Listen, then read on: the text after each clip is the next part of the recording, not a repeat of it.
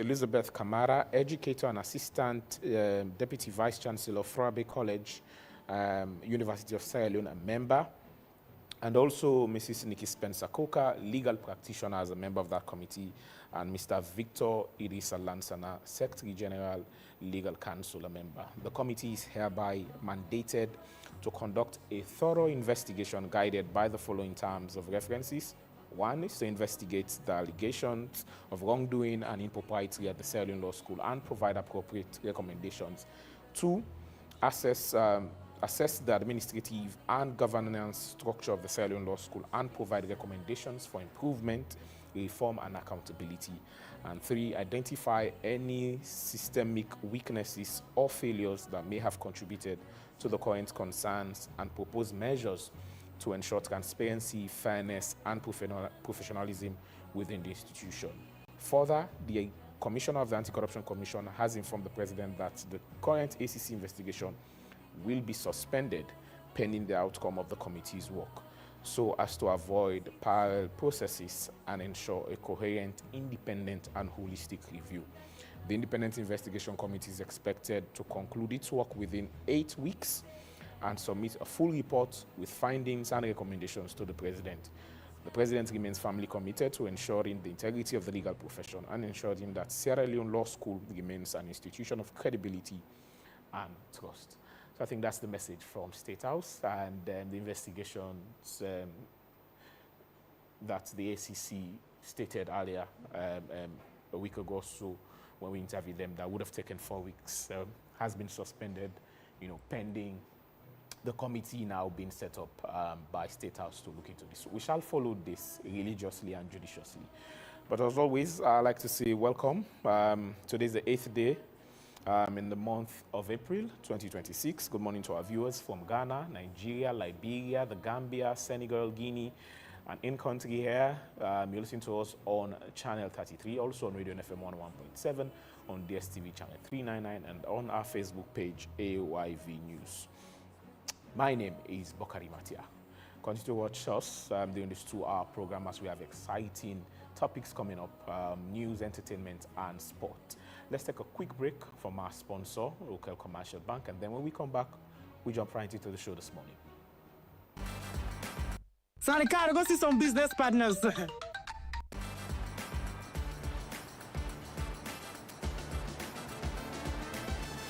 In the heart of Sierra Leone's dynamic rhythm, Wakeup Commercial Bank is your beat to a brighter financial future. We're not just a bank, but we're your financial partner committed to your success. We've got the financial tools you need to rise higher. Our team is here to serve you with speed and a smile because your time matters to us. So, are you ready to unlock financial prosperity? Highlighting key banking services such as Keke loans, Combra account, fixed deposits, SME loans, internet and corporate banking, from savings that grow your dreams to loans that fuel your ambitions. Demonstrating fast and friendly customer service. Showcasing cutting-edge banking technology and ATMs. Access your money anytime, anywhere with our state-of-the-art technology and a network of ATMs. Our Rokel SIM Copper app puts banking in your hands, where you can pay for EDSA, Afri Money, Orange Money, and pay bills including school fees and make transfers to other bank accounts. Remember, you can also experience Rokel e-banking today. Then join us now. Visit any of our branches or explore our website. Rokel Commercial Bank, your bank of choice. Sorry, Carl, go see some business partners. You didn't give me memory, Mike. Can if I can say you give me this people in not to Indy.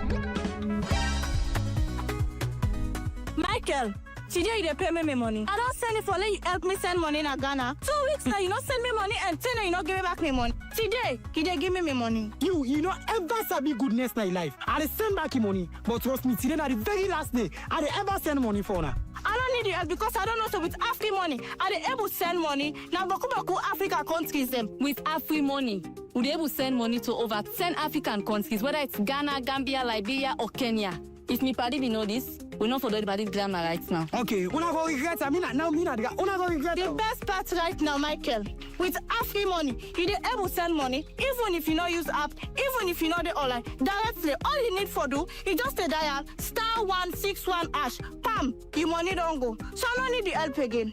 Thief man. Thank you. Send money to over 10 African countries instantly with Afri Money. No stress, no excuses. Just dial *161*1*6# now. Afri Money, quick and easy.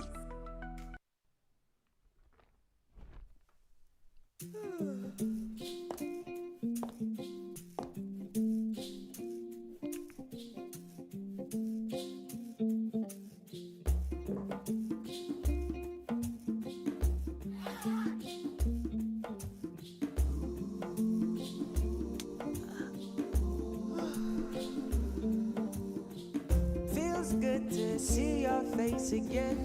It's been a very crazy day. The joyous feeling in the air when rain falls on a sunny day. Happy, yeah. Let the stars, let the roll. Enjoy life's little pleasures with Maltina. Maltina, share happiness. As mama, I always want waiting best for me picking them, especially when it comes up waiting them for eat and drink. Now this make I always they choose Sarah juice because they make come from with local foods them and nutritious and it gets less sugar than the other drinks them. Not to me say so. We lab test show say Sierra juice gets 50% less sugar than the other drinks them na the market. Because we mama they know waiting best for we picking them, now you make we always they choose Sierra juice. Sierra juice and nutritious, a healthy and it's sweet. Sierra juice, not the taste of Salone. Fellow Sierra Leoneans, on 8th August 2024, Statutory Instrument Number 8 of 2024 regarding the conduct of nationwide population and housing census was successfully laid in Parliament. On 29th August 2024, this statutory instrument became effective following 21 days from its laying. Therefore, in line with the decennial census calendar, I am pleased to announce that my government will conduct a nationwide population and housing census.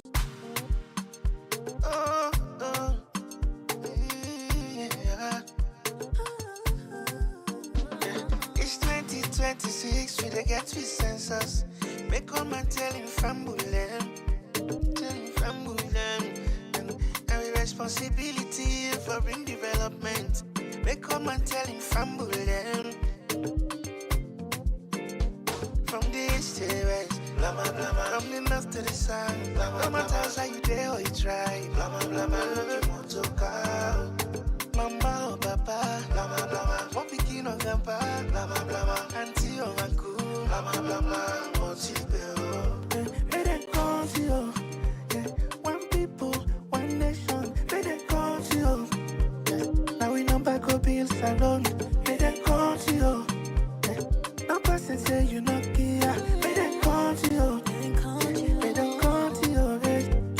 Blah, blah, blah. Make we come together now. Brother, sister, nothing saying no matter, no. No left behind, no. This night you 10 for. Can join the census. Salon now we on. Okay, well, show me your name, show me your address. For make you go join the plan, the census go make you get the access. For make you go vote vote now this land. Let them all you. If you don't want make them country again, make them grip you. Cause this time you're salon for right. See what you better say, Kekabo Aduo. We bring good news, salon people here yo. Census don't come again. We ready for control, sky from the young to the old. Say the census go help make development day. Allow me them continue till you know go pay. It go help plan more schools, hospital and light, even water for you community. Who say you there? They come to you. Yeah, one people, one nation. They come to you. Yeah. Now we number go build salon. They come to you. Yeah. No person say you not here. They come to you. Yeah. They don't come to you. Census they come, the other we cooperate. Tell mama and papa, then get for country all, dear, make we all ready. Census go help for make we know we safe, and who say we stand. If you claim say you love salon, who say development day, na day you for day. Yambo tagina, mimbo tagina, mingo teteke biambe. 2026 census na me right, census na you right. Family,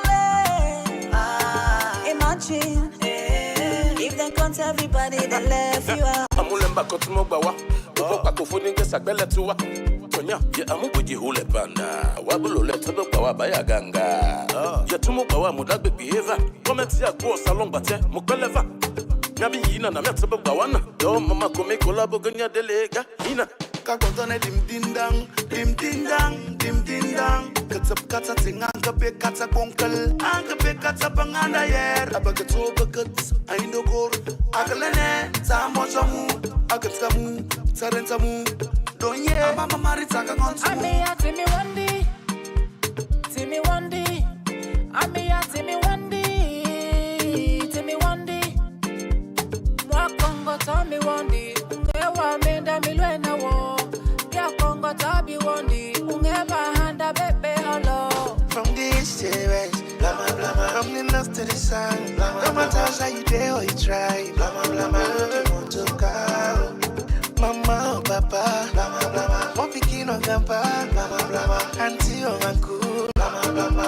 Motibe oh, may they come to you. Yeah, one people, one nation. May they come to you. Yeah, now we number go build salon. May they come to you. Yeah. No person say you not here. May they come to you. Yeah. May they come to you.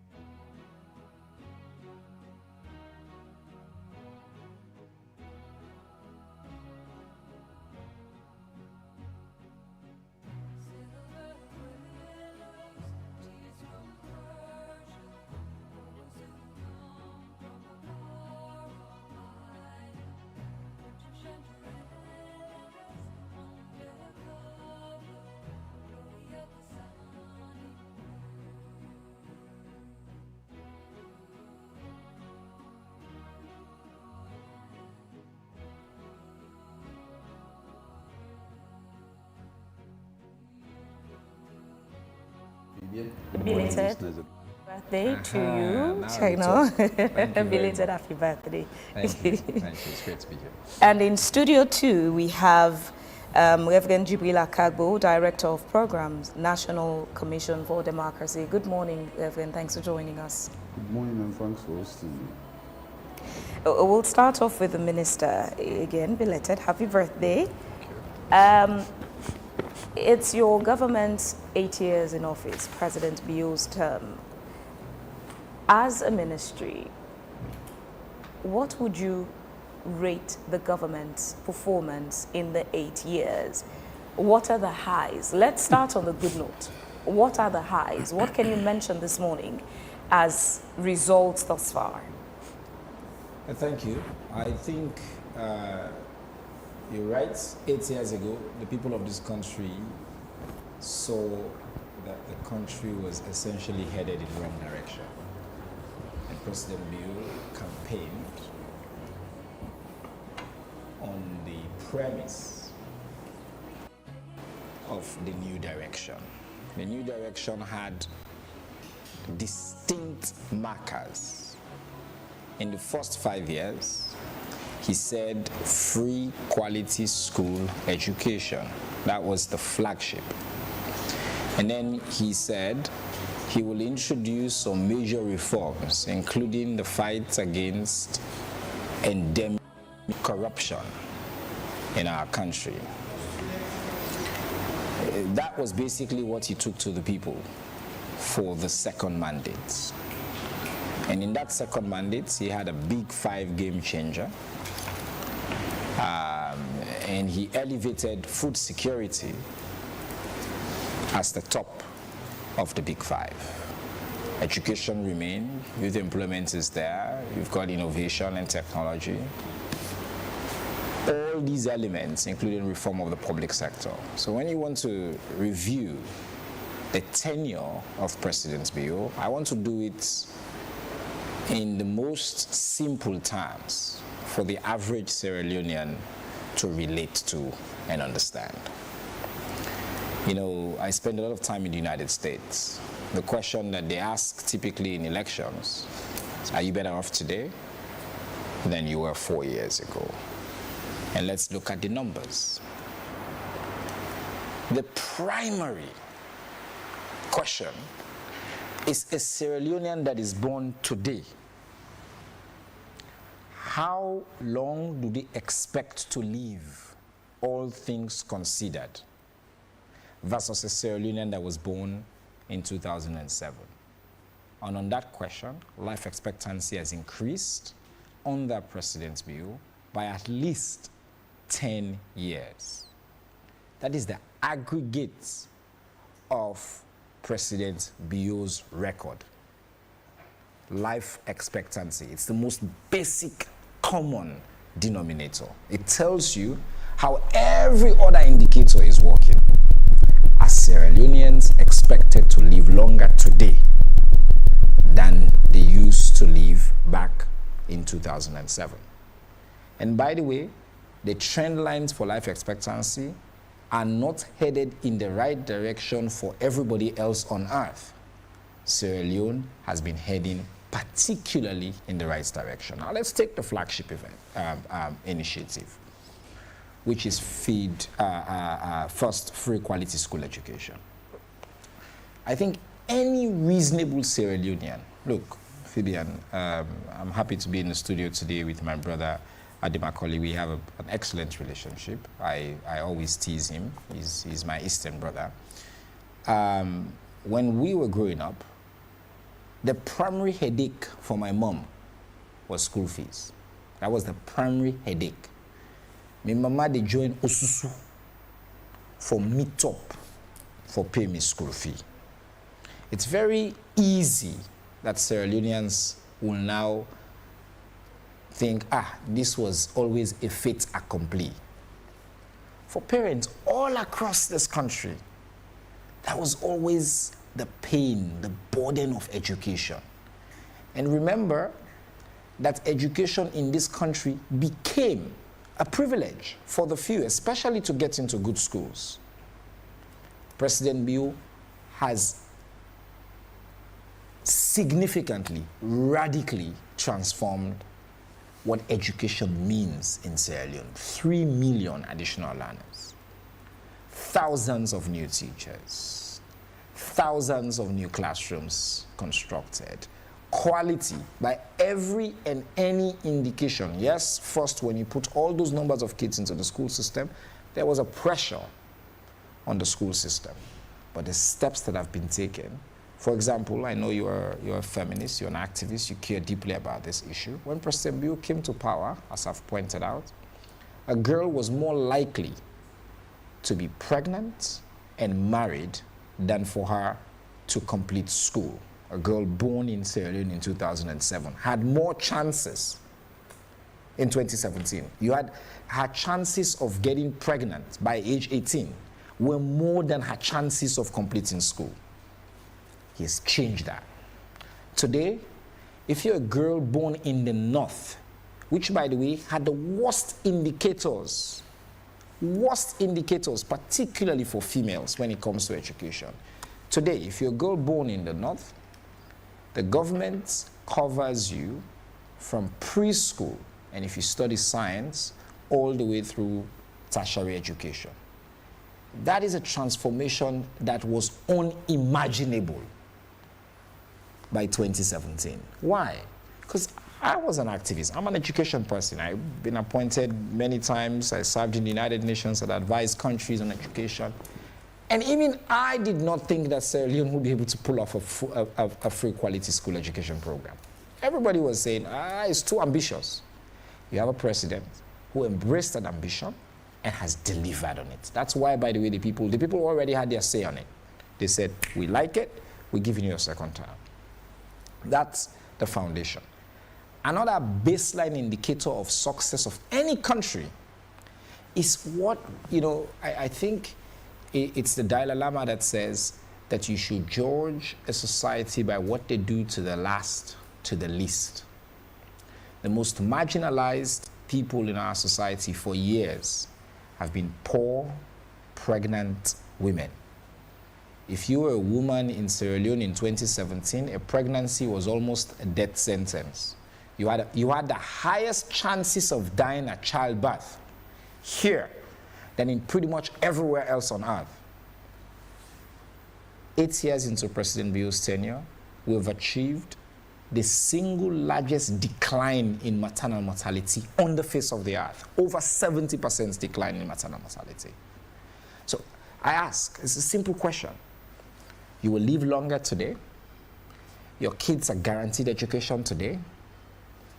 Your women will not die in childbirth today, and that's continued to increase.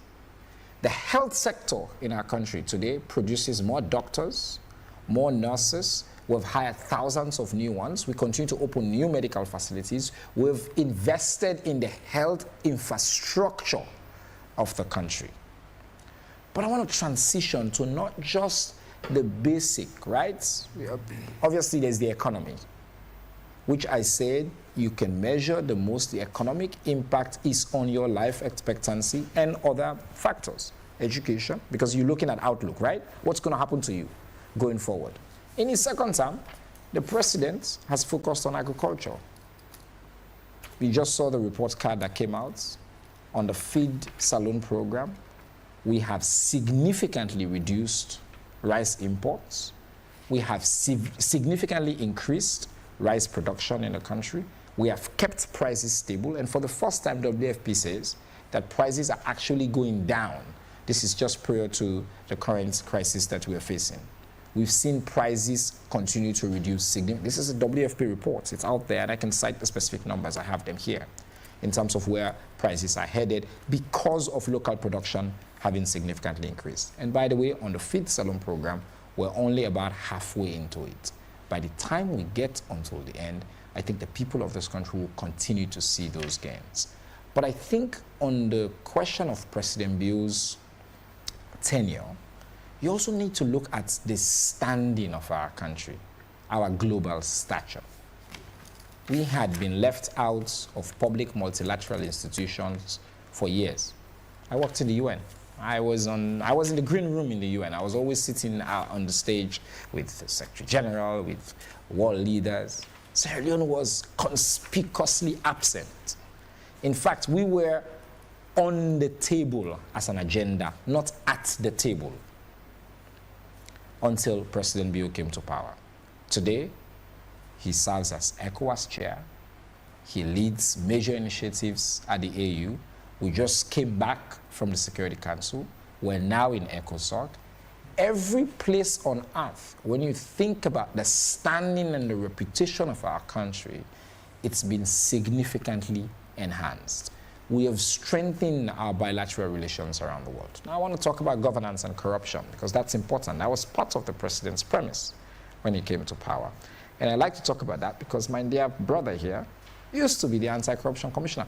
I noticed when you introduced him, you called him a governance commentator, not the former anti-corruption boss.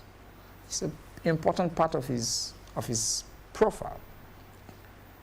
When they left in 2017, every global indicator had our country failing on control of corruption and transparency indexes. Every single one of them. We were in the dustbin. Our country was considered one of the most corrupt places on the face of the earth. President Bio came, he put a young, dynamic man and gave him a clear vision to lead that fight. But it's not just what Mr. Francis Benkaifala has done excellently, it's the infrastructure that the president has built around. It's the culture of corruption that he's laid the foundation on engaging on. And by every and any indicator, take for example just the MCC, 70% consistently since President Bio came to power. He's been consistent on maintaining that posture. I have to say that I can go on and on, but take infrastructure, for example, on roads. APC's signature was roads. In 8 years, President Bio has constructed more roads and bridges than they did in their entire 10 years combined. That's a fact. It's not even an argument. It's a fact. You can look at it. The data is there. He has invested in people. He has invested in productivity. He has invested in infrastructure. And finally, because I lead on the public information and citizens' engagement portfolio currently in this government. This is the most open and transparent government we have had in our history, full stop. No reasonable person will argue with that. We have an open government initiative where we continue to score excellent. Not a single journalist is in jail. Successive governments had promised to, for example, eliminate the criminal libel provisions. President Kaba promised it, they didn't do it. President Nkrumah promised it, they didn't do it. President Bio came, he's done it. He's eliminated the death penalty. He's opened the civic space. We have removed the veil that used to exist between the government and the people. We organize town halls, civic events all over the place.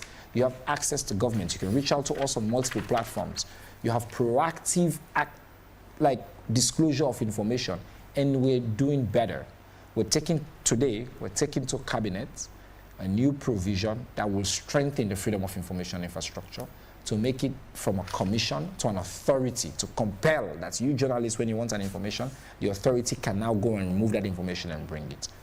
We're not resting on our oars. We're continuing to build and build more. I have to say, having this first bite, to say it's not all been rosy. I don't want to sit here and say to the people of this country, oh, since President Bionka, all things done fine. It's not like that. It's a journey. I like to say what I invite you to focus on is not station, but trajectory. Not usa you did, but usa you did go. On every single indicator since 2017 to date, we are headed in the right direction. We've seen particular challenges, for example, currently with prices. We've seen challenges with the fuel market situation. We've seen challenges on people's pockets, cost of living challenges. These are global challenges. Some of them are challenges that are wrought by issues here. So I just wanted to make sure that I acknowledge that the president's 8-year tenure has not been perfect. But I know the people of Sierra Leone are not expecting perfection.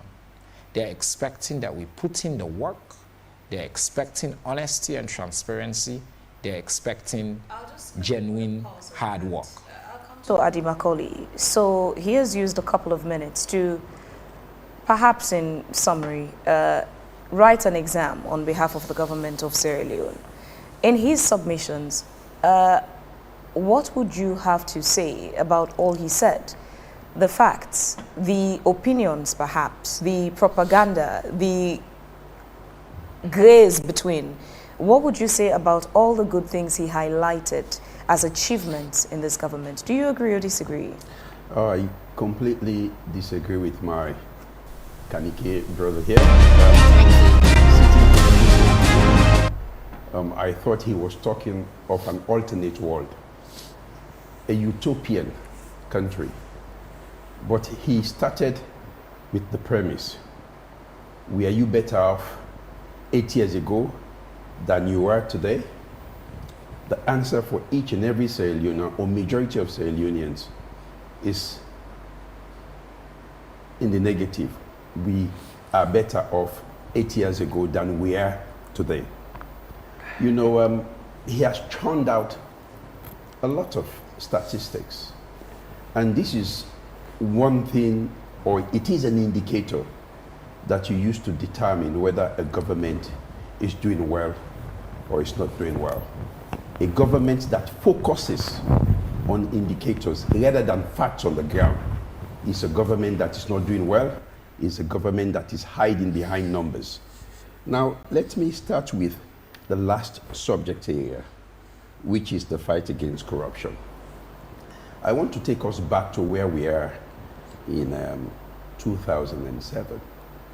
Between 2007 to 2018, President Nkrumah improved the fight against corruption.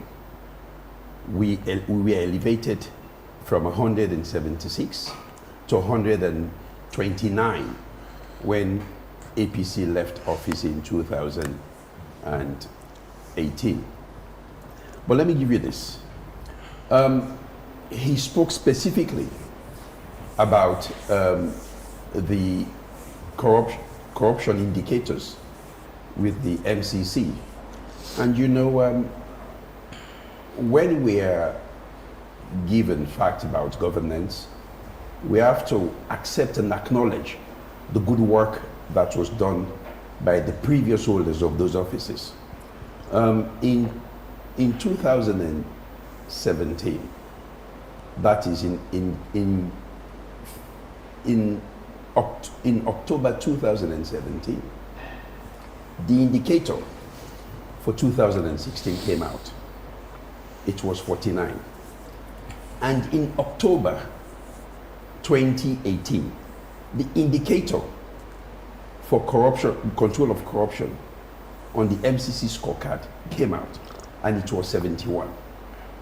SLPP of Francis Ben Kaifala was not at the ACC between October 2017 to June 2018, when that is the period within which the numbers or the indicators are looking at. Francis Ben Kaifala took office, I believe, on the 4th of July 2018. And the MCC report came out in October 2018. So basically between October 2017 to June 2018, it is the period within which the data has been collected for. And between June to October, it is validated and the report is released. So for the SLPP to approbate and seek to acknowledge that they are the ones that are responsible for the improved scorecard on the MCC on the control of corruption is a little unfortunate. I believe that in governance, you acknowledged what your predecessor has done, and you accept that they've done a good job, and you build on what they've done. And that is what I believe they are building on. But for me, it is not just on the figures. It is fact on the ground. Now let's look at the corruption scandals that have taken place within the past 8 years. Many of them, but prominent of which are these. One, you have the 49,000 bags of rice, which was donated by the Chinese government to the people of Sierra Leone for school feeding. 49,000 bags of rice of that consignment was stolen. We saw ACC bringing out, starting an investigation and pursuing a corruption prosecution. Midway, they withdrew the charges. Since then, we've not had anything about that particular case. Let's leave that. Let's come to the case of the current Secretary General of the SLPP, Paran Tarawali. You have thousands and hundreds of thousands of young Sierra Leoneans that are unemployed, live in Furabe College without job, and you have the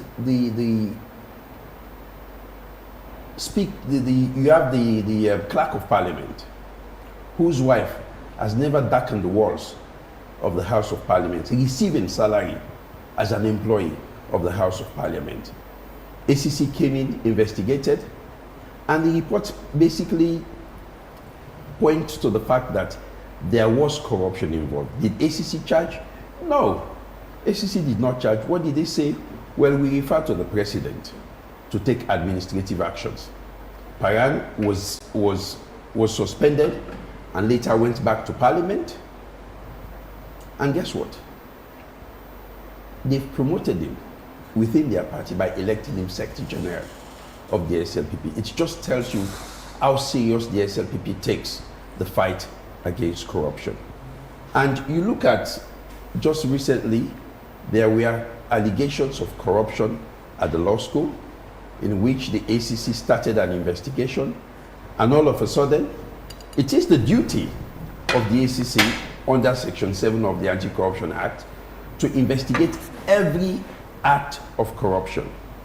Just yesterday, we saw a press release coming out from State House that, or the Ministry of Information, that the President has set up an investigating committee to look at matters relating to allegations of corruption and maladministration at the Sierra Leone Law School.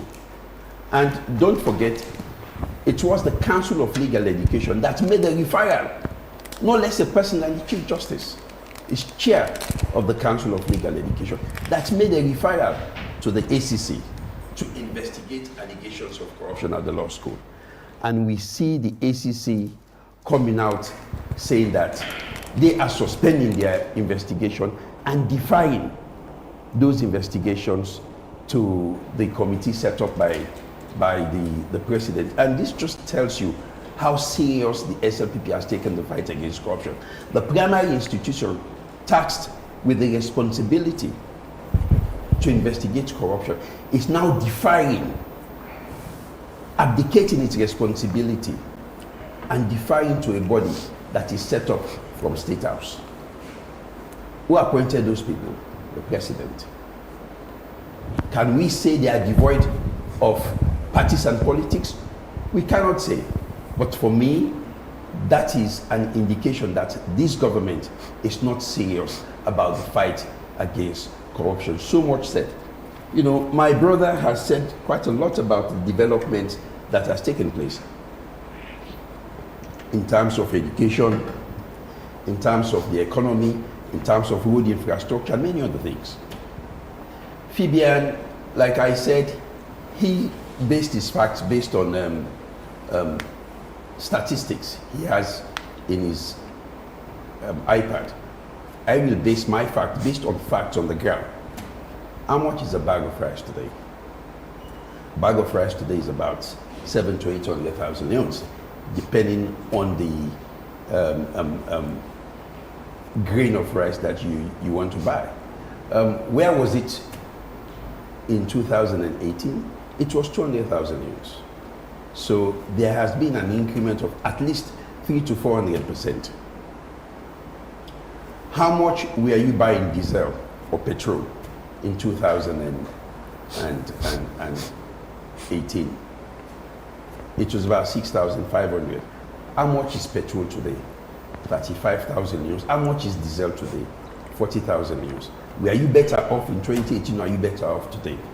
The answer is I was better off in 2018 than I am today, because the earning power of Sierra Leoneans has not improved. Teachers in 2015 received a 15% increment in their wages. But when you look at the cost of living, it has increased by at least 200 to 300%. So are you telling me, in real terms, has the increment had any effect on the purchasing power of those teachers? I will say yes, but in the negative. If their salary, the old salary before the 15% increment, used to buy a bag of rice, pay their house rent and do a few other things, probably the increment has not made any effect. In fact, notwithstanding the increment, they cannot use that same amount of salary now to do the things they used to do. So the purchasing power has reduced. Notwithstanding that, the salary has been increased by 15%. This is for health workers and teachers. I mean, I woke up this morning, there was no electricity in my house. And I wasn't in country. I came back yesterday, there wasn't any electricity. I woke up today, there wasn't any electricity. Ask ordinary Sierra Leoneans in terms of access to electricity, the availability of electricity. Were you better off in 2018 than you are today? They will tell you, yes, we are better off in 2018 than we are today in terms of access and the availability of to electricity, because access is one and availability. They will tell you we've increased the megawatts from 150 to 200 or 300. But do people have access to electricity? Is electricity available for ordinary Sierra Leoneans to utilize? No. We come to talk about the roads. It talks about building bridges. Probably the right thing to say is that we've repaired some bridges, not built new bridges. And most of those bridges that he's talking about were donor funded. EU was at pains to come out to say, look, this is money entirely given by us, not the government of Sierra Leone. So when we are talking about access to good roads, the APC laid the foundation. If only the SLPP in their last 8 years have done what President Nkrumah did in 10 years, or at least half of what he did in 10 years, we will be talking about very, very, very good roads in each and every part of this country. But we cannot talk about good roads everywhere in this country, especially in the capital. Take, for example, President Nkrumah started the Regent Road, circular road to Regent. The road is meant to start from Regent Road, Lumley, round Kamayama, down to the valley, then up to Regent. Where President Nkrumah stopped in 2018, that is where that road is still at. No improvement at all. And when I checked the statistics of voters, the SLPP had more votes in that area than the APC. So they are not even delivering for the very communities that supported them overwhelmingly in the capital. You talk about free quality education. On hungry stomach, free quality education did not start today. President Nkrumah had what he called girl child education. Girls were attending school free of charge. They weren't paying school fees. And you had other categories of children that were not paying school fees. So whilst I will acknowledge that he has made it universal, the free quality education, I don't know whether it is quality, but I know it is free, did not start today. The SLPP government came in and made it a universal benefit to each and every school-going child in this country. So I must give them kudos for that, because we have to acknowledge where probably there has been performance by the government.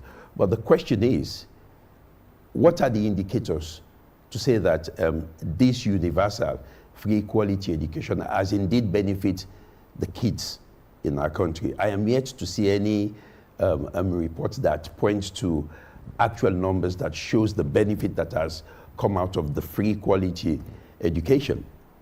And you know, kids have to go to school. There is an increment in the cost of fuel. And once there is an increment in the cost of fuel, cost of transportation and every other thing increases. That is what the economists will call the cost push inflation. So when you talk about free quality education, do not only limit it to the 70,000 leones, because that is what government pays for one child to go to school. 70,000 leones.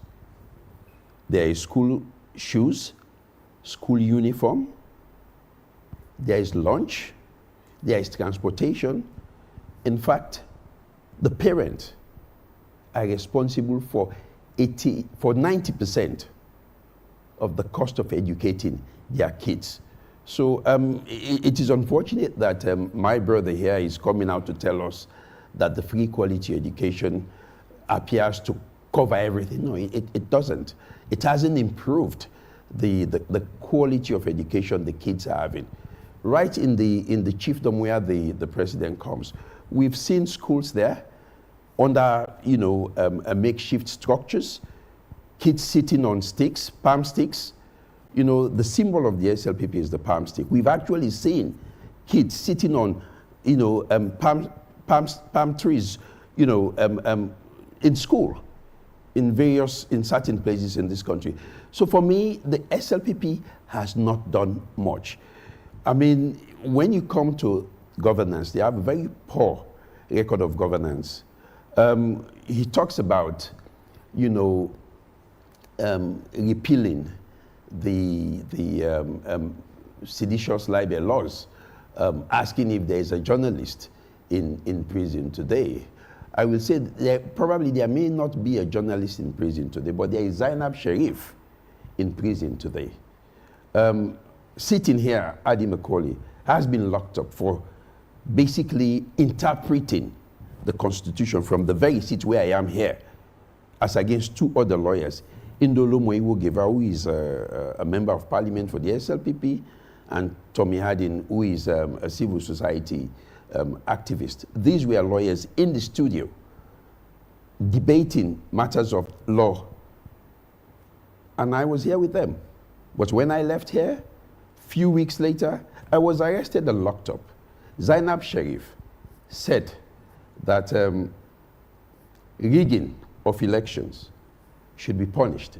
And when you look at the Anti-Corruption Act, rigging of election is what we call an abuse of office.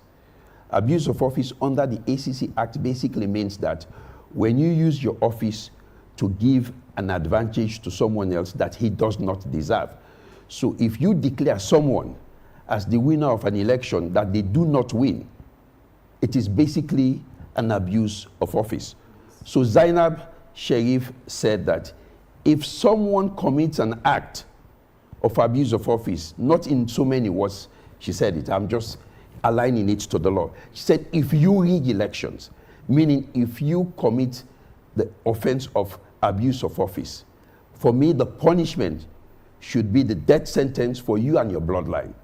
I may not agree with her, but that is our opinion.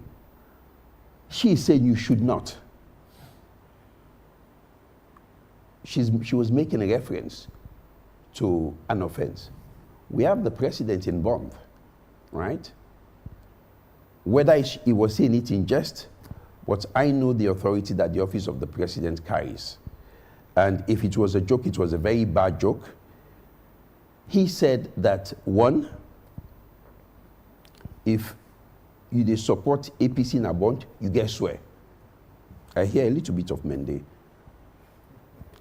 And he also said that if you dey support APC in a bond, then you will die in the morning. So supporting APC is associating with the APC.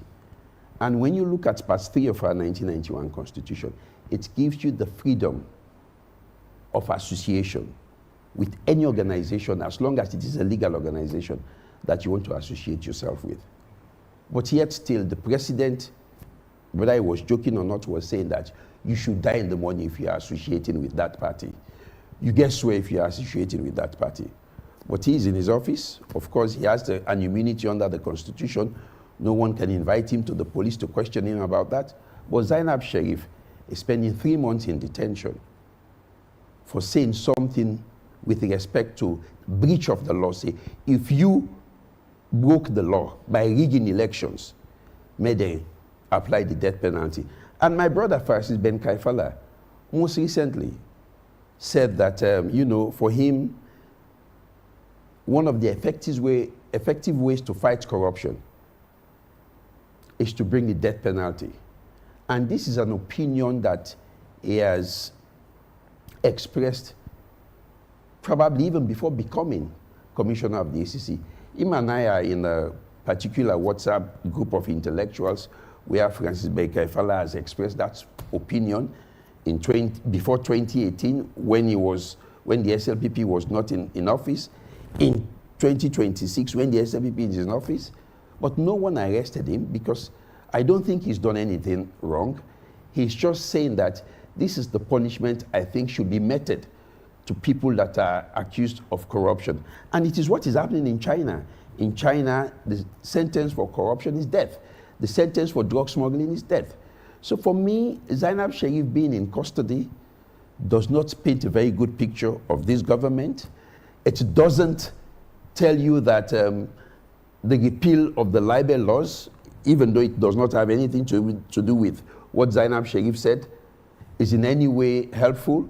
But we have what we say, you give with one hand, you take with the other hand. They took away the libel laws and they brought in the Cyber Security and Crimes Act, I believe of 2022. Basically, if you go on social media now, I can still recall a lawyer, Joy, tagging the President Bill, that you should not be entertaining Madam Tuma Jabi as president of the Bar Association, because even your own presidency, your own election is still questionable. She was invited by the police and locked up for 4 days and released without charge. So tell me, you give with one hand and you take with the other. And this is how governance has improved in this country. Let me bring in Reverend Jibrila. Reverend, you're coming from. We're coming. What's fair is that both of you have had bites. You've had and bites, Reverend has Reverend been. hasn't had. Note it down. You'd respond, please. You have time to respond, Mr. Minister. No, you have time to respond, Mr. Minister. Reverend Jibrila is also with us, and he hasn't said anything. Reverend Jibrila, I want to come to you and ask, for your fair assessment. You've had the discussions, between government and the opposition. And I want to ask, has this administration improved the lives of Sierra Leoneans, or has it made it harder? And then when the opposition says this government hasn't done much, do they have the solution, or is it just criticism? Very interesting, and thank you for the opportunity to be part of this conversation. A quick observation before I respond to some of the issues raised in your question.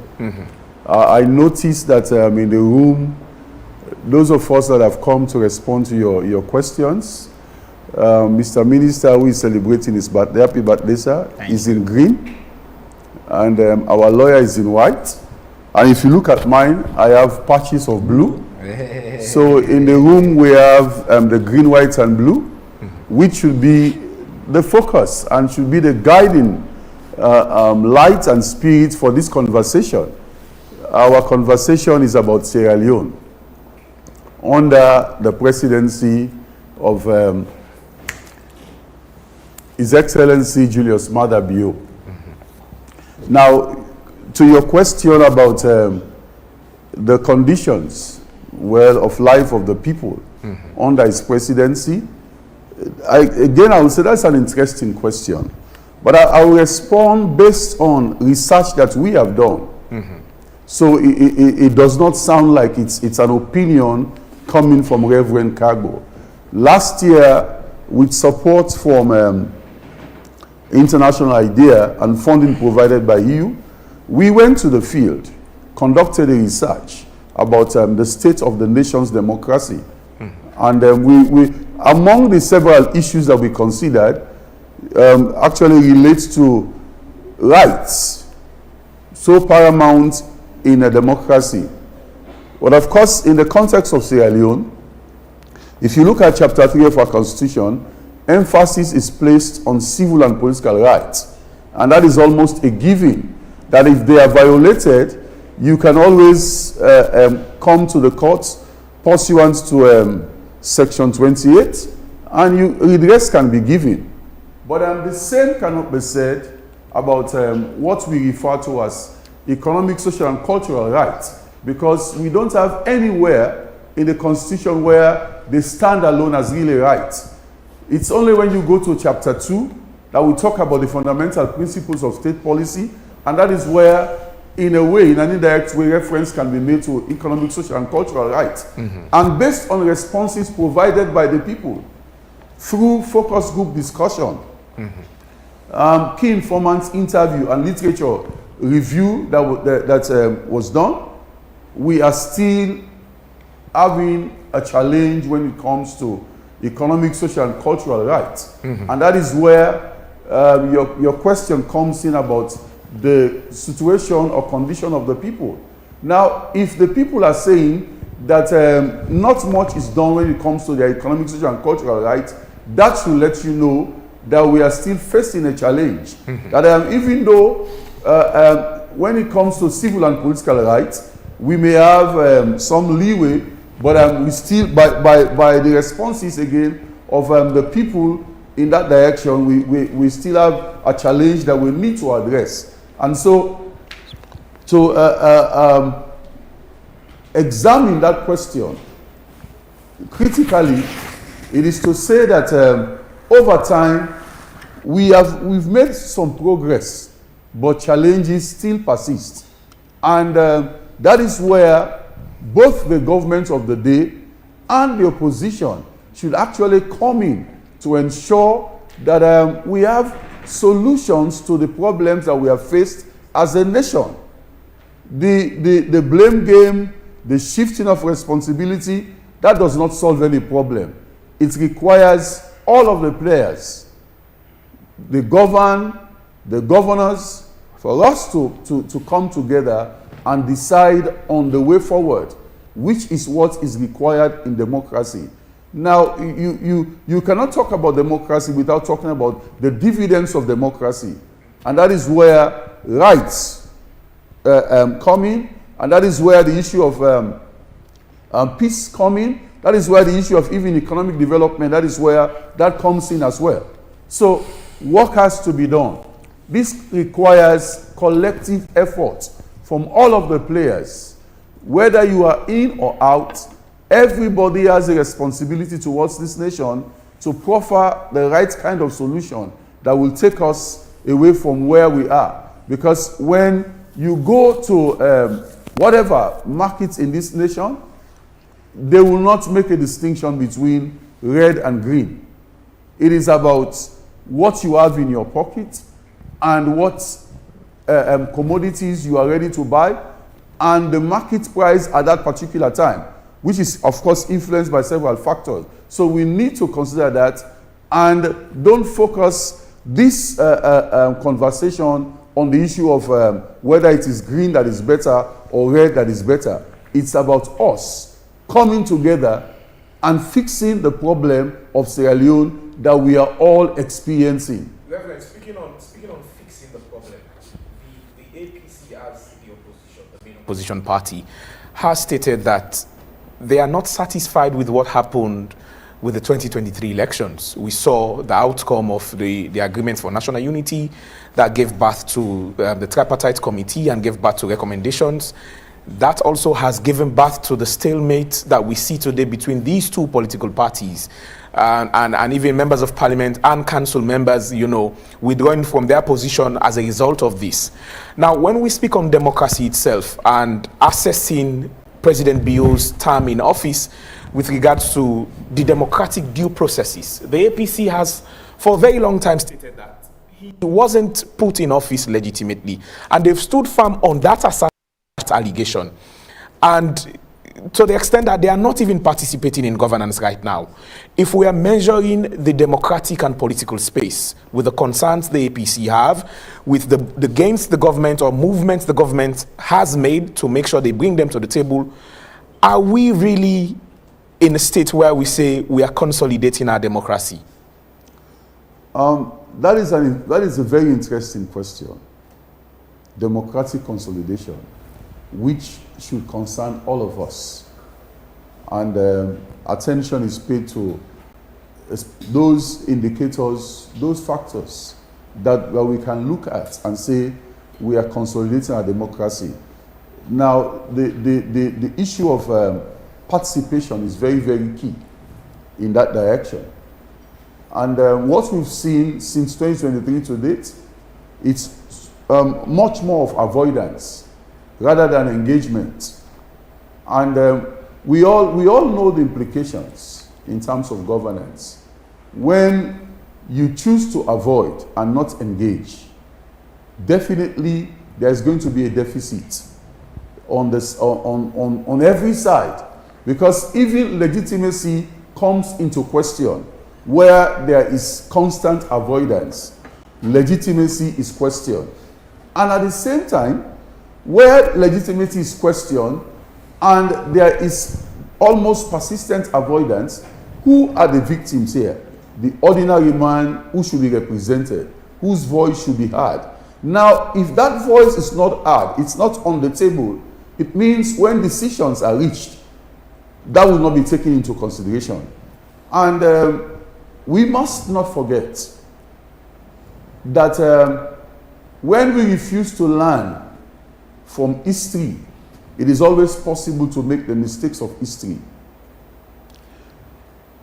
In the 60s and 70s, we had President Sheikh Stephen as president of this country. And for us who were actually around then, and even for those of you who are reading the history, we know that avoidance led to something terrible governance-wise. And we don't want to see the same thing happen in the present day, where we continue to avoid and the other side is saying we are moving on. Again, the victims are the people. Of course, you might have heard that when two elephants fight, the grass is always the victim. Now, both parties, they have led this country for a very long time. And if we, in fact, we are going to apportion blame for our challenges, we're going to blame the two of them. So it is now, on the basis of that, it is in their best interest to team up and provide the necessary solution to the problems of this country. Otherwise, people will continue to blame them for where we are. In the sub-region, with similar political history, we've seen changes taking place. Not that they have arrived, but we are still not where they have gone to. And it's unfortunate. If you are a student of history and government, you will realize that Sierra Leone had a first in most of the things that we could call governance indicators. We were ahead. In fact, I think it was J.X. Price in comparative government who said, before independence, Sierra Leone was leading almost everything. But after independence, we started lagging. We instead of taking first place, We were not even second or third. We started dragging behind. And that is not outside the knowledge of our politicians. Whether it's APC or SLPP, they are aware that we still have a lot of catching up to do. So it is in the best interest of both political parties that have led this country for the longest of time to see what they can do together instead of still exchanging what I would call political blows. They need to sit together and look each other in the face. Whilst they are putting the cards on the table, they must consider what is in it for the people. Because if the people do not benefit, democracy is not working. It is when the people benefit, that is when democracy is working, because democracy is rooted in the people. Everything that they do as politicians, the object is about what the people get out of it. All right, Reverend, let me hold you there a bit and bring in Mr. Minister. I know you would want to respond to some of the things Mr. Macaulay said, but whilst you've noted them down and will rightly respond to them, I want to ask Mr. Minister, why is it there is still a perception among the ordinary citizen, with all the things you've highlighted and all the goodies President Biyo's administration has done since 2018, why is it still a perception that the lives of the ordinary Sierra Leoneans are still struggling when it comes to providing their basic needs, food, job, water, electricity? And I know Mr. Macaulay mentioned electricity, for instance. Even with infrastructure you mentioned, and infrastructure I know is not only limited to roads. We've also seen infrastructure in electricity, in water supply. But why are citizens still saying this government hasn't done enough? It's not a perception. It's a reality that there are citizens that are undergoing economic pain and economic stress. I never come here to minimize what citizens are going through, but it didn't start yesterday. This is a country the Reverend was just mentioning. When we came to power, APC basically had left the country under some austerity means. The entire economic base of this country, they had the largest growth, the fastest growing economy in the world. They oversaw the boom in the iron ore industry. They had the largest cash infusion in the country. And yet what did they do with that? As I've said, not education. By the way, he's wrong on the fact that education was free for girls. I worked in that sector. Fabian knows this very well. As I've said, on the eve of 2017, if you're a girl, you had a 90% chance of not completing high school. That's the fact. That's not my data. I think what I found really interesting about my brother's presentation is he framed it, I think, rather aptly. He said that we are hiding behind numbers. We're hiding behind figures. My retort will be, he's hiding away from the numbers. They're hiding away from the figures. Because if he focuses just a little bit, he's an intellectual. He's, as you can see, a very fine intellectual. And he knows that if you want to actually assess performance over a period of time, you cannot run away from the numbers. And there's a reason he's hiding from the numbers, because the numbers do not support the premise of the entire claim that they seek to make. And part of the answer to your question is that the APC is fast becoming the crybaby opposition. They complain about everything and they create this doom and gloom. Mr. Macaulay wants to sit here and even defend his clients. A case that is in front of the courts. He's just spent a lot of time. He's a lawyer. He knows we cannot do that. He knows I cannot comment on the Zainab Sharif case. But he just sat here and went through, and he's one of the lawyers. Because what they want to do is to just create, again, he wants to avoid the fact and minimize the fact that in this country, now it was not long ago, when if you were a journalist, you were worried every day that you'd be arrested. He wants to minimize that and give you one separate example that he himself said does not have anything to do with the claim I made. about criminal libel. You don't get nothing for do time. When I'm a lawyer, he knows that. But because if he focuses on the facts, he will not have a place to stand. And here are the facts. On the issue of electricity, which I see he spends a lot of time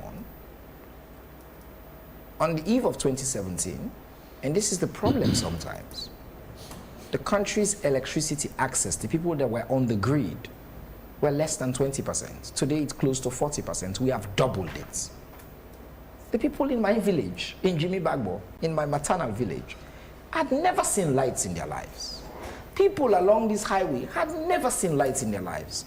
There were communities across this country had never experienced the wonder of turning on a light bulb. We have doubled that. Is it perfect? Absolutely not. That's why we're making the kinds of investments we're making. That's why we're talking about MCC investments, which we worked really hard to get, $500 million in investment. That's why we're talking about the NANS project that's supported by the US government. That's why we're talking about increasing solar energy and all of those things. But that's the number. That's the fact that he wants us to run away from. He mentioned, oh, I like, again, what he did there on the question of bridges and roads. Again, it is a very convenient place to run away from the numbers, to run away from the fact, because he wants us to refer to one road. You see that one road, now it's up. No, we cannot come here to discuss macro issues about the performance of a government, and our focus is on just one road that you see. We have to focus on the fact that, for example, the people on the way to Bond, my district, my paternal district, had never seen a tar road for years. Today they do. The bridge that was there that my mom used to go buy palm oil, one of the biggest bread baskets of this country. He says, oh, all the bridges were built by AU. It is not true, but that can only be something that he says if you want to not focus on the numbers. If you focus on the numbers, you will see the percentage of bridges that are from government coffers, built, by the way, some of it by feed saloon money. There's a long list of feed saloon bridges, feeder roads and bridges that have been constructed over the years. And again, it's not just focused on Freetown, but focusing on the rest of the country. What President Bill has done is been very intentional about investment in and across the country, creating a country where we can all live in no matter where you're born. That's why we believe in the principle of inclusion, of radical inclusion. No matter where you are, no matter where you're born, you have access to electricity. You should have access to food. You should have access to education. Everybody, when we were growing up, and Reverend and all of us can agree, the difference, look, I'm the, second generation that's gone to school. My grandfather's generation did not go to formal education, at least. My father's generation was the first that went to school. It's the generation that opened the doors for us.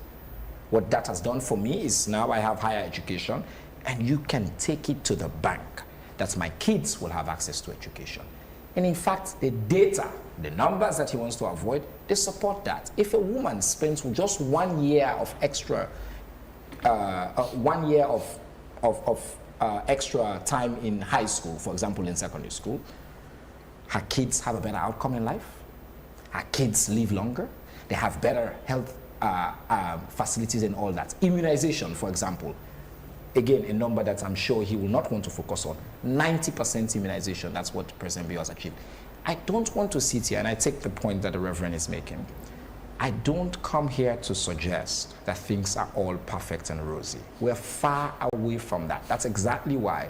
But this is a democracy. We should have a healthy debate. We should talk about the record of my government, because we come to the people to ask. And we should talk about the record of the APC. And the final thing I will say, before I let you in, Phoebe, and if you'll allow me, is he spent a lot of time on corruption. I can understand. That's why I was saying it's interesting that you did not introduce him as a former ACC boss.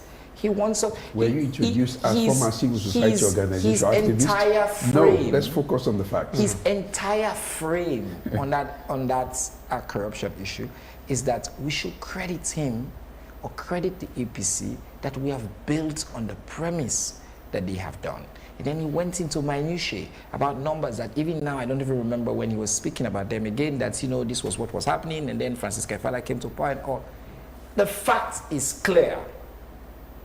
On the MCC control of corruption, on every single international indicator, this country, on the eve of President Bill taking power, was not doing well on corruption. Since President Bill came to power and put in place the infrastructure that we have put, yes, of course we build on work that President Kaba did, who established the Anti-Corruption Commission, work that President Ernest Koroma did. But what we have done is to make it tangible, structural, and long-term. We've built on it and we've seen results, and it is the basis upon which we are attracting the kind of international support that we're attracting. MCC $500 million. It is because of that work that President Bill has done structurally, and I think we should focus on those numbers. China, what was the cost of school fees in pre-primary, primary, and junior secondary and senior secondary school before free quality education in public schools? I don't know that for sure from the top of my head, but what I know is that it costs parents. I know that my mom spent a lot of time worrying about whether I should be able to afford my school fees. I know that she... Do you have an average of what it was before because 2018, from 2007 to 2018? I don't. You're the journalist. Maybe you should come. I don't know. What I can tell you is my experience is that my mama what was school fee? What was tuition? So things like that. So basically, for primary school, it's about 30,000 leones. Now it's about 70,000 leones per child. Wait. Per term. For a year. Who's paying? Government school. But today it's free. It's But absolutely completely Hold on. free. So we're still at the question I asked. Yeah. What was tuition fee 30,000 in public schools? Pre-primary, primary, junior secondary, and senior secondary. I can tell you for primary school was 30,000 leones. Before 2018, now it's 70,000 leones. Secondary school? I cannot tell What do you mean now it's? Are you saying people are paying now? Tuition? You are subsidizing. Government is paying. But, before now, for the girl child, under President Koroma, from primary school to secondary school, girl child was not paying school fees, which is why I am insisting that you have made free education universal. Okay, take a pause on that quickly. Thank you. Chino, how is it that as information minister you don't have this information? Because to compare and contrast, you need to have figures of what it was then and now. Here in 2017, at AYV, how much will they pay for adverts? So how is it as a whole student? Gentlemen, let me remind you. How can you? So I didn't tell you I don't know. What I will not let happen is a reverse of the roles. We ask the questions. We are not the ones being asked questions, gentlemen, respectfully. So. No, the you cannot tell me I don't know. So you don't know what the figures were? No, I don't. So how then do you know that it's more convenient now for parents than it was then because for they used public to pay education? and now they don't pay. It's a simple. It's a very simple equation. They used to pay, now it's free. I don't need to tell you the cost per individual, per preschool, secondary school, and all that. All I know is they used to pay, today it's free. It's a simple equation.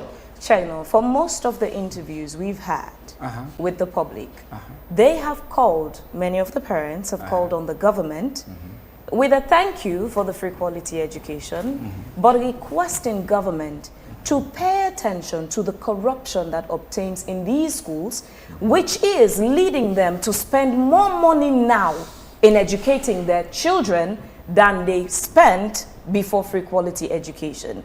The purpose of the free quality education is to relieve the burden from parents, make sure that their kids are able to go to school and the parents can focus on other things. But the challenge of corruption in these schools remains a concern. Is that a question?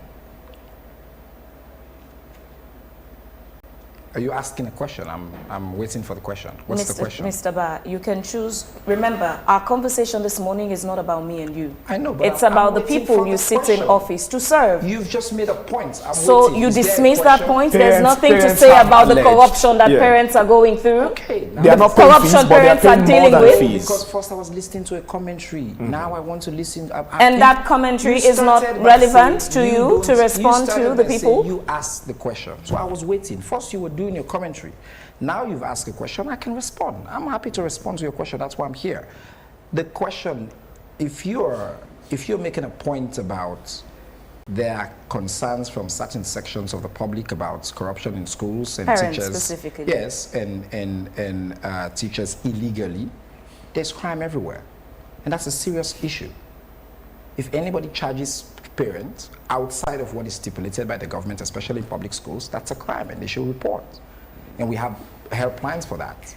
And we encourage those parents and the public to kindly come forward and make those points and report that to the appropriate authorities. And I can assure you that the Anti-Corruption Commissioner, that the Ministry of Education, basic and senior secondary education, will take those concerns seriously. I know, for example, that heads of schools have been punished, some have been removed, some have been suspended, when allegations of this nature have been brought forward. The problem oftentimes, and this is general, with any and all forms of corruption, is people are very willing to talk to you about it.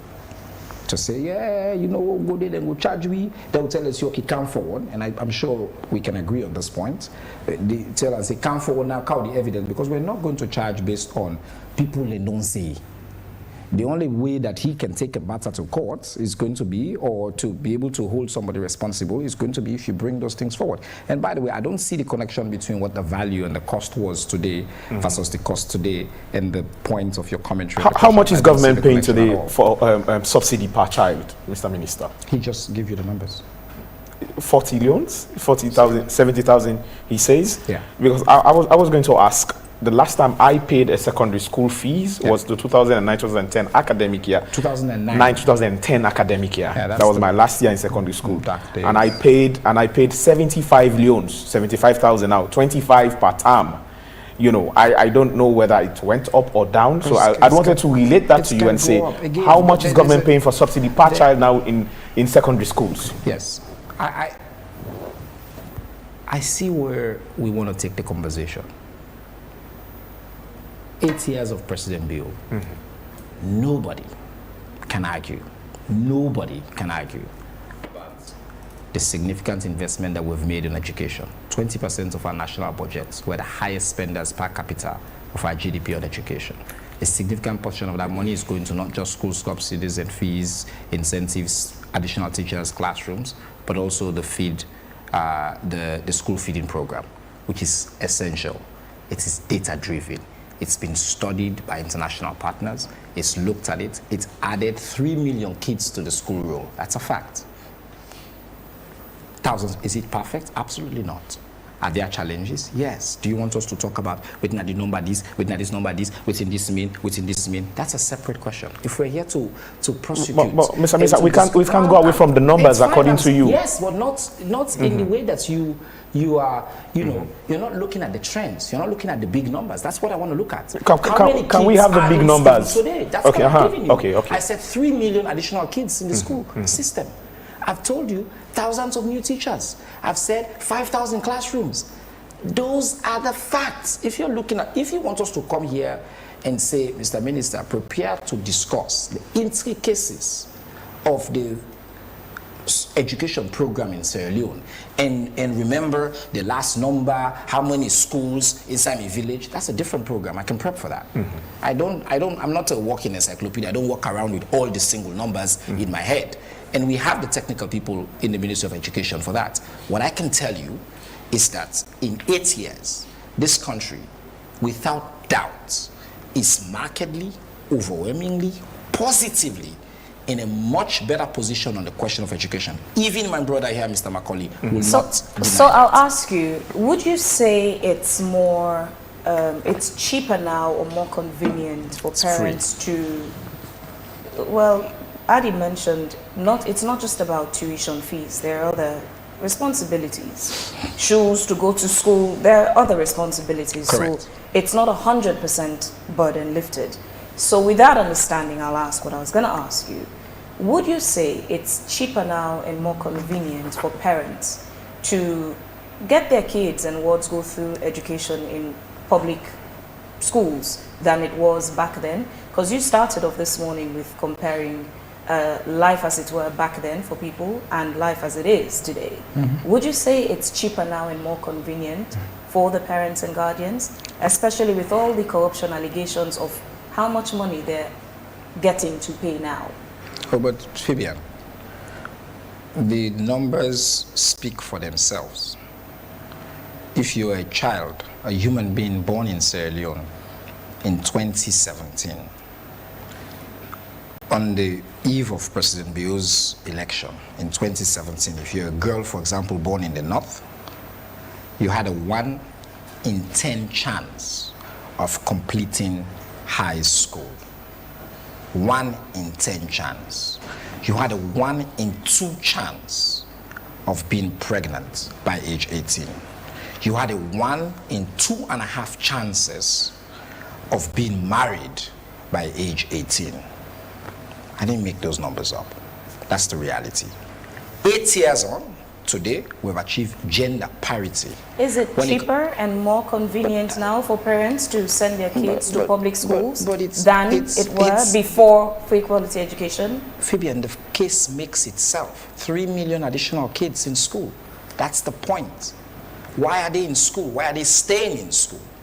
That's the point. It makes itself. It is what my professor at Frabe College used to say, you're forcing me to painfully elaborate the obvious.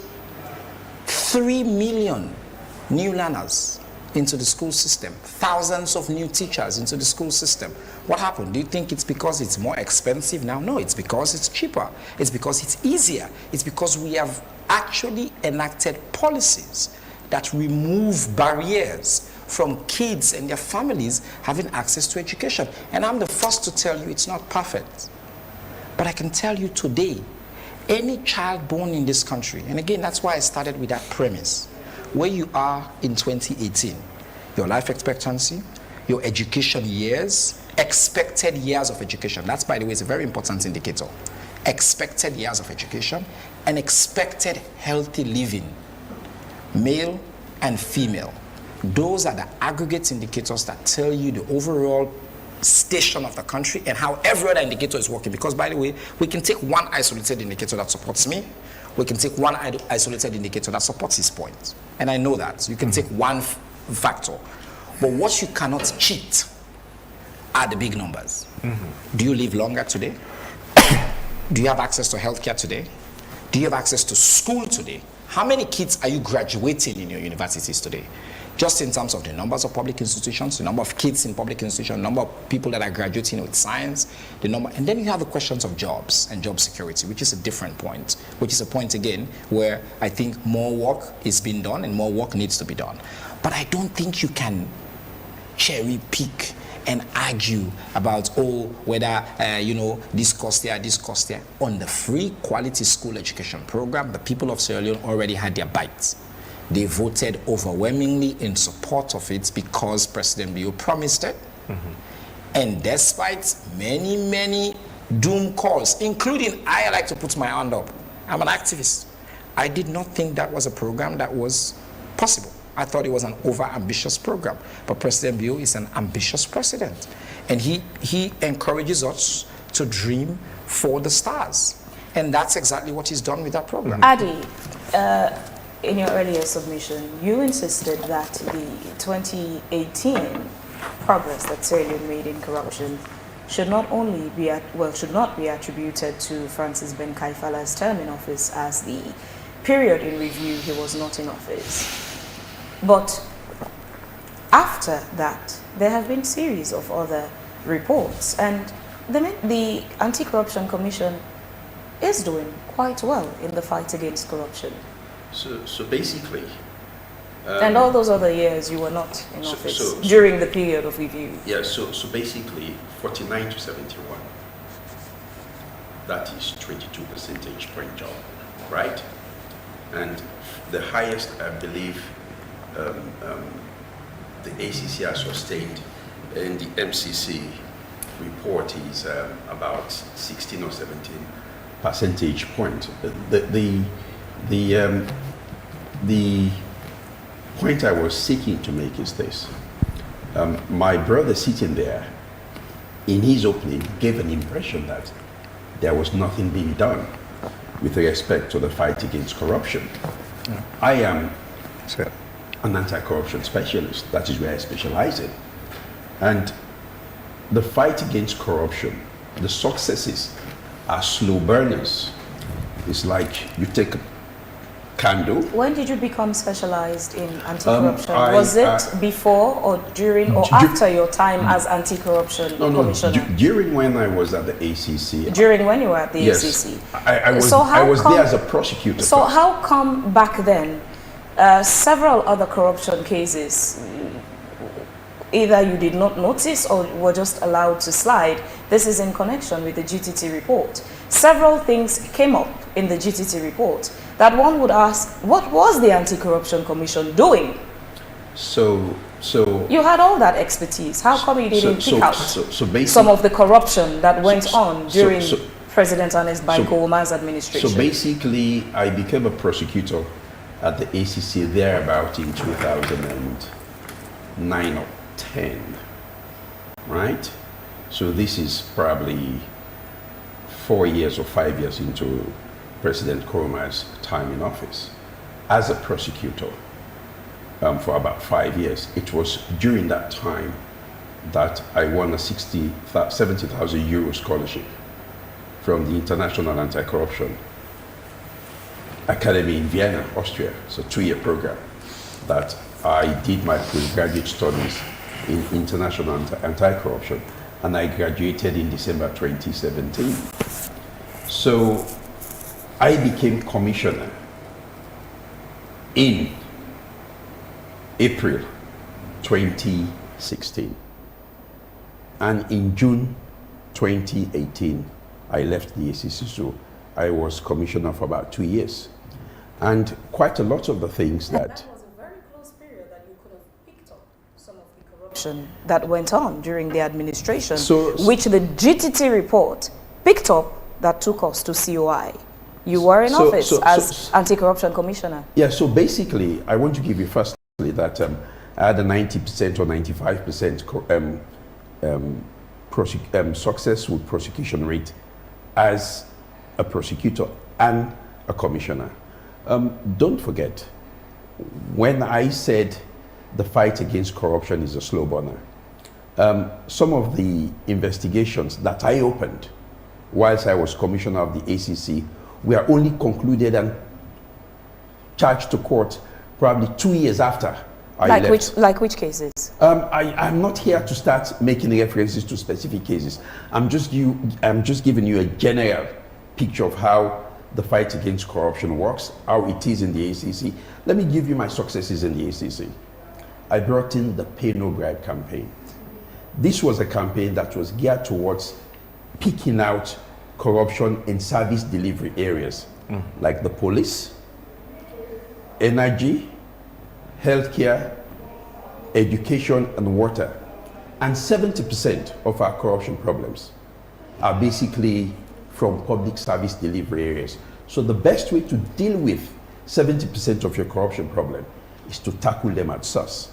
So we did what we call the Pay No Bribe campaign, in which service users would make anonymous reports.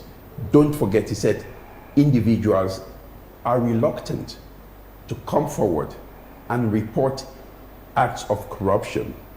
You know, our society is a society in which it's very small, everyone knows everyone. So what I did was to say, okay, well, if this is a problem, let us bring on board a platform that has an anonymous reporting process. Today, as I speak, that is closed. It's no longer functional. And when we talk about online assets declaration, one, I believe that to fight corruption, you should be able to have information at your fingertips. So instead of us having to go through thousands and thousands of booklets seeking to look at... Adi, pardon me to interrupt you, but I'll bring you back to the question I asked. You were in office. The Auditor General's report as well every year is a very useful document to any anti-corruption commissioner, because it helps to expose some of the areas that require investigation. But again, many of the things that came up in the GTT report were things you could have looked into then as a commissioner, but somehow you didn't see them. How? So let me give you a reference point. Remember the Garvey prosecutions? Those ones came about as a result of audit service reports. Fabian, you know, I am a professional prosecutor. I have prosecuted for a long time. And you just don't prosecute cases. You look at the cases, you look at the evidence, and you see where there is a reasonable chance of success, and you will bring those cases to court. And in fact, we brought quite a lot of cases to court that had to do with audit service report. And don't forget, the GTT report is a political document that has been impeached by several people that were named there. For example, Dr. Spencer was named in the GTT report, and he came out to say, look, I wasn't in that particular office or in that particular place when this particular issue came out, but you called my name there. I sit in here. The GTT report said that I failed to prosecute Ebola cases. Fabian, Ebola took place in 2014, 2013, 2014, 2015. I was commissioner in 2016. And I, as a prosecutor, in 2014, 2015, prosecuted Ebola cases which Joseph Fitzgerald, as commissioner of the NACC, indicted people for. So, I mean, the GTT report is a report that I don't want to make references to, because it is a report that is a political document full of propaganda. And in fact, I don't pay attention to the GTT report because it's full of lies. So basically, now let me go to what my brother said here. He has made several... Are you going to the numbers? No, not the numbers yet. I'll go to the numbers since he wants to talk about numbers. But I want to specifically talk about some of the issues that he responded to me. Mm-hmm. One, he spoke about the case of Zainab Sharif. He said, I cannot speak about the case. So you spoke, you said that I am here as a lawyer in that case, talking about the case here. I did not talk about the case. That case is sub judice. What I spoke about is make a comparison between what Zainab Sharif said and that of the president. That's the case. What is the case? No, it is not the case. What's the case? I did not talk about anything that is happening in court. No, but what's the case? The matter is sub judice. I think you have to open up your understanding of the issues. When they say the matter is sub judice, I am not talking about what is happening in court. I am talking about making similarities and differences between... Are you saying if it's good for the goose, it should be good for the gander as well? Well, I am just making comparison. The public I want to understand. The public can reach their conclusion. Mm-hmm. Then, secondly, he spoke about, you know, good quality, a free quality education. Mm. And Fabian made a point. You know, I have a staff at my house. She has a child that goes to school. She gives that child 50,000 euros lunch every day. That is about 250,000 euros for the week, right? And the government is subsidizing the school fees for that child, 70,000 euros for a whole year. Mm-hmm. So just for the week, what the mother gives out in lunch money is 3 or 4 times what the government pays as subsidies for school fee for these children. So let us not overkill the issue of subsidies. That is where it stops. He spoke about free meals. Which school are you giving free meals to every day? Tell me. You are a man of numbers. Give us the numbers. Give us the numbers. You're not. But he wants to talk about numbers. He wants to talk about numbers. Let's talk about numbers now. Mm-hmm. You know, he's here telling us that the cost of living crisis in Sierra Leone is as a result of global issues. Right? I did not say that. To some extent. I did not say that. Mm-hmm. You have to quote me accurately. Mr. Minister, you will debunk him. You will have the time to debunk him. Let him quote me appropriately. Go ahead. Thank you very much. I will now continue. What you said you acknowledge that the cost of living is a little high, but this is something which has attributions to effect of global markets. Or you did not say in so many words, but that was what you said.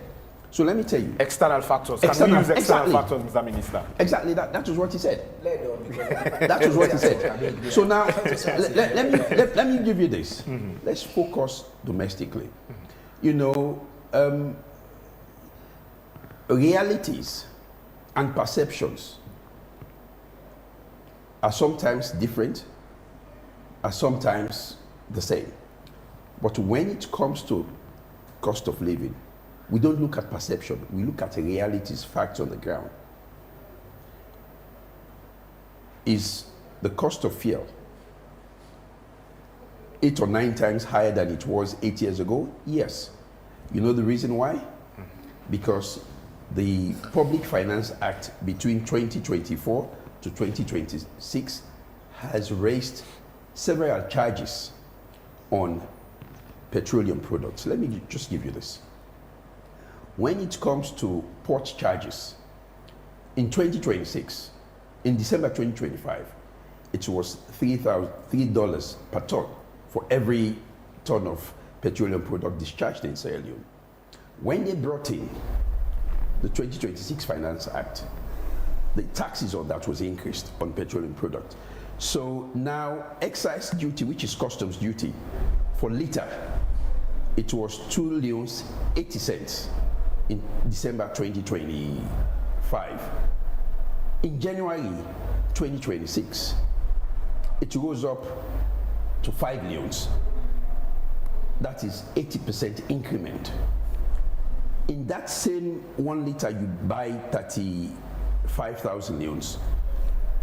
5 leones of that goes to excise duty, and you have what we call the road users charge. In December 2025, it was 70 cents.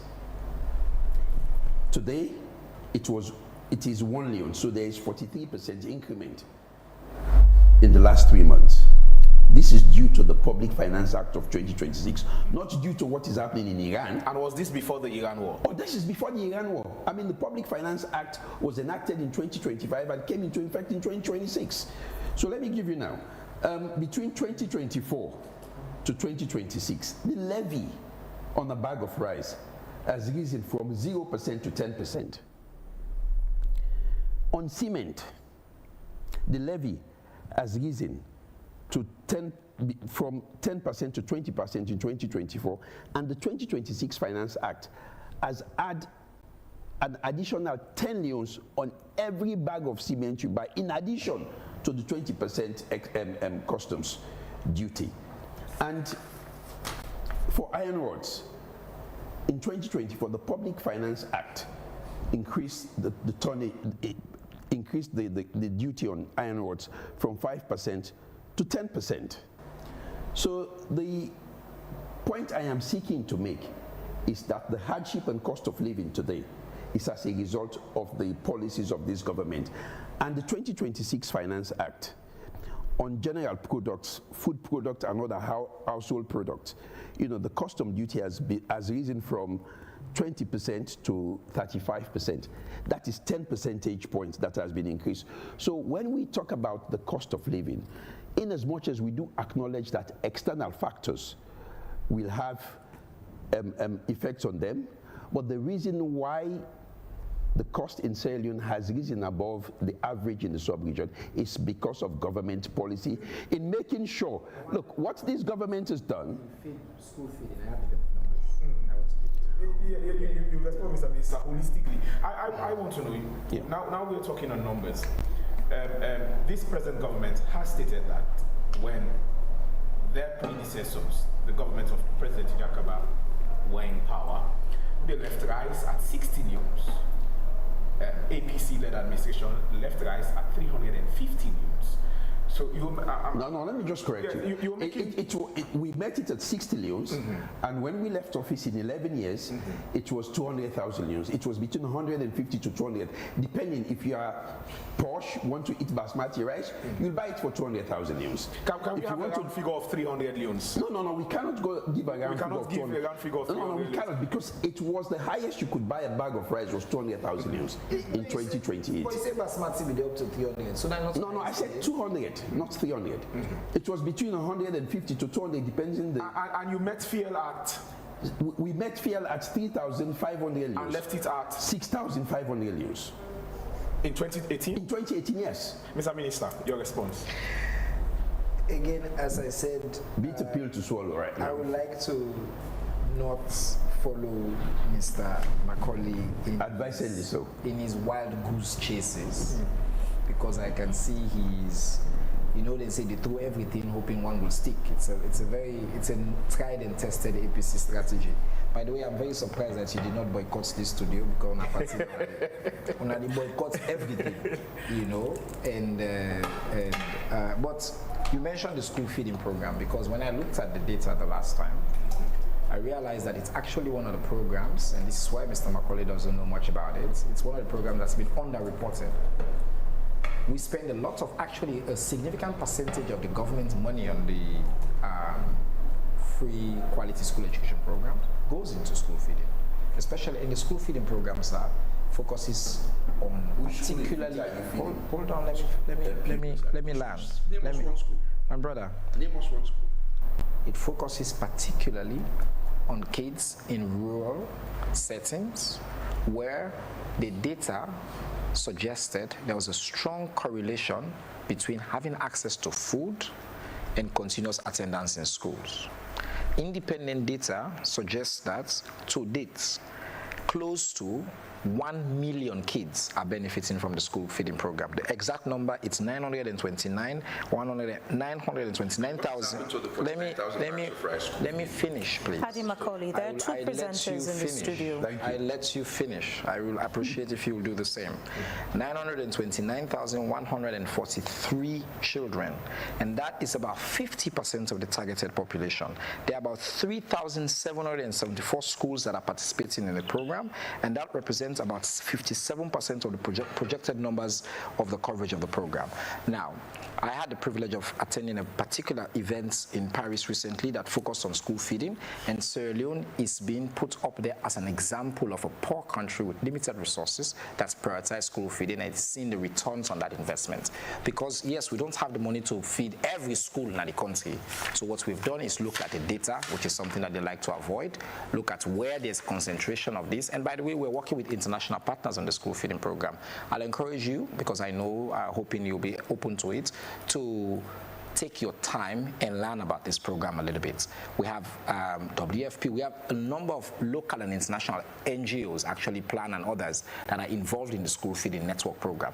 And one of the commitments in the 2026 budget by this government is to continue to expand that program, because there's a strong link between the school feeding and the Feed Salon program. So what President Bill wants to do, for example, is to make sure that we increase local production. Up until last year, it's only 35% of the food in the school feeding program that were locally produced. This year, the minister's target is to significantly increase that, almost double that. So the goal is that we get local production increase, and we buy as well from local farmers, and we feed our kids in school, because the global data on it is clear. When kids in poor families have access to food in school, especially girls, they stay in school, their attendance records are better, and they perform generally better in school. So that I just wanted to give my brother a chance at that. But as I said, he embarked on a bit of a wild goose chase on trying to talk about the economy. He's clearly not an expert, because I can see that he's, you know, fumbling some of the numbers here and not know and challenging you on the numbers that we all know are the fact. My focus in this conversation it's always been simple for the people of this country. Is to say you gave President Bill a mandate, and he's delivering on that mandate, and there are challenges. There are many, many problems. There are certain things that we have done that have had positive and not so positive reactions. But I can tell the people of this country, every day their president goes to bed, the question he asks himself is how to make their lives better. And that's what he's prosecuting every day. That's what he focuses on. So on the big things, on the economy, we have to think about production. First, we needed stability. We had a global crisis that you cannot argue against. The COVID crisis increased everything, inflation and everything. We were in the 50s in terms of percentage. He's brought that down with sound economic management. And I know that here people say, oh, we're not feeling that in our pockets right now. It's true. By the way, on the salaries of teachers, he said there's already been a 15% increase. If you look at over the 8-year period, it's been an 85% increase in terms of salaries of teachers. You look at other servicemen, the military just announced an increase again. And one thing we have not talked about here in terms of President Bio's record, and that's a challenge for me, is his investment in women and girls. Under President Bio, we have seen a dramatic improvement in the general welfare of women in Sierra Leone. That's a fact. Sexual offenses, number of prosecutions, number of dedicated courts that we have. But it's not just that. As I've said, we have achieved gender parity in terms of school enrollment. We have significantly decreased maternal mortality, the highest decrease in the world, for which we are globally recognized. And we have passed a gender equality and women's empowerment bill. In fact, yesterday when President Bio announced the law school committee, somebody said the committee is not gender balanced. It had way more women than men. And this is the legacy of this president. He doubled the percentages of women in our cabinet, more than double. And because of his policies, the percentage of women in our parliament, more than doubled. That's the record of President Bio that we are very proud to talk about. And that record is not something that can be argued. Chair, let me take you to an issue that happened way back. So the Sierra Leone Telegraph, let me read a story they published on 12 September 2013. It says one of President Kouma's closest political allies in his government, the Deputy Minister of Education, Mahmoud Tarawali, has been relieved of his duties following his arrest by police on Tuesday, 10 September, after a schoolgirl reported that she had been raped by the minister in his office. Now, you just spoke about President Bio's legacy in protecting women and girls. In this current administration, there are names that have come up, men, with allegations of rape, sexual harassment, yet what we've seen is these men still remain comfortably and conveniently in their positions. And this in itself undermines the very legacy of President Bio in protecting women and girls. I just read you an example of what happened in 2013. The minister then had an allegation of rape. He was removed from office. He went through the trial. That same example is not seen in this current administration. I am at pains to speak about this issue because I know Mahmoud Tarawali and I know the woman that made that up, that I was personally involved in that case. But I think you have misrepresented it grossly. And I think the parallels do not exist today. That he was removed in office? No, let me be clear on why. But no, let me be clear on what the parallel is. Have you removed Dennis Sandy? My brother, I really want you're a lawyer here, and this is important. We're talking about people's reputations. You should be really careful to call a sitting minister's name in this conversation. It's in the print media. But let me land. You ask a hold question. on, Adi, I want to land. There are please. just two hold on, Cherno. There are just two presenters in the studio amongst the 5 people. 3 of you are guests. Please let us all respect each other's positions. Thank you. So let me explain why I said the parallels cannot be made today.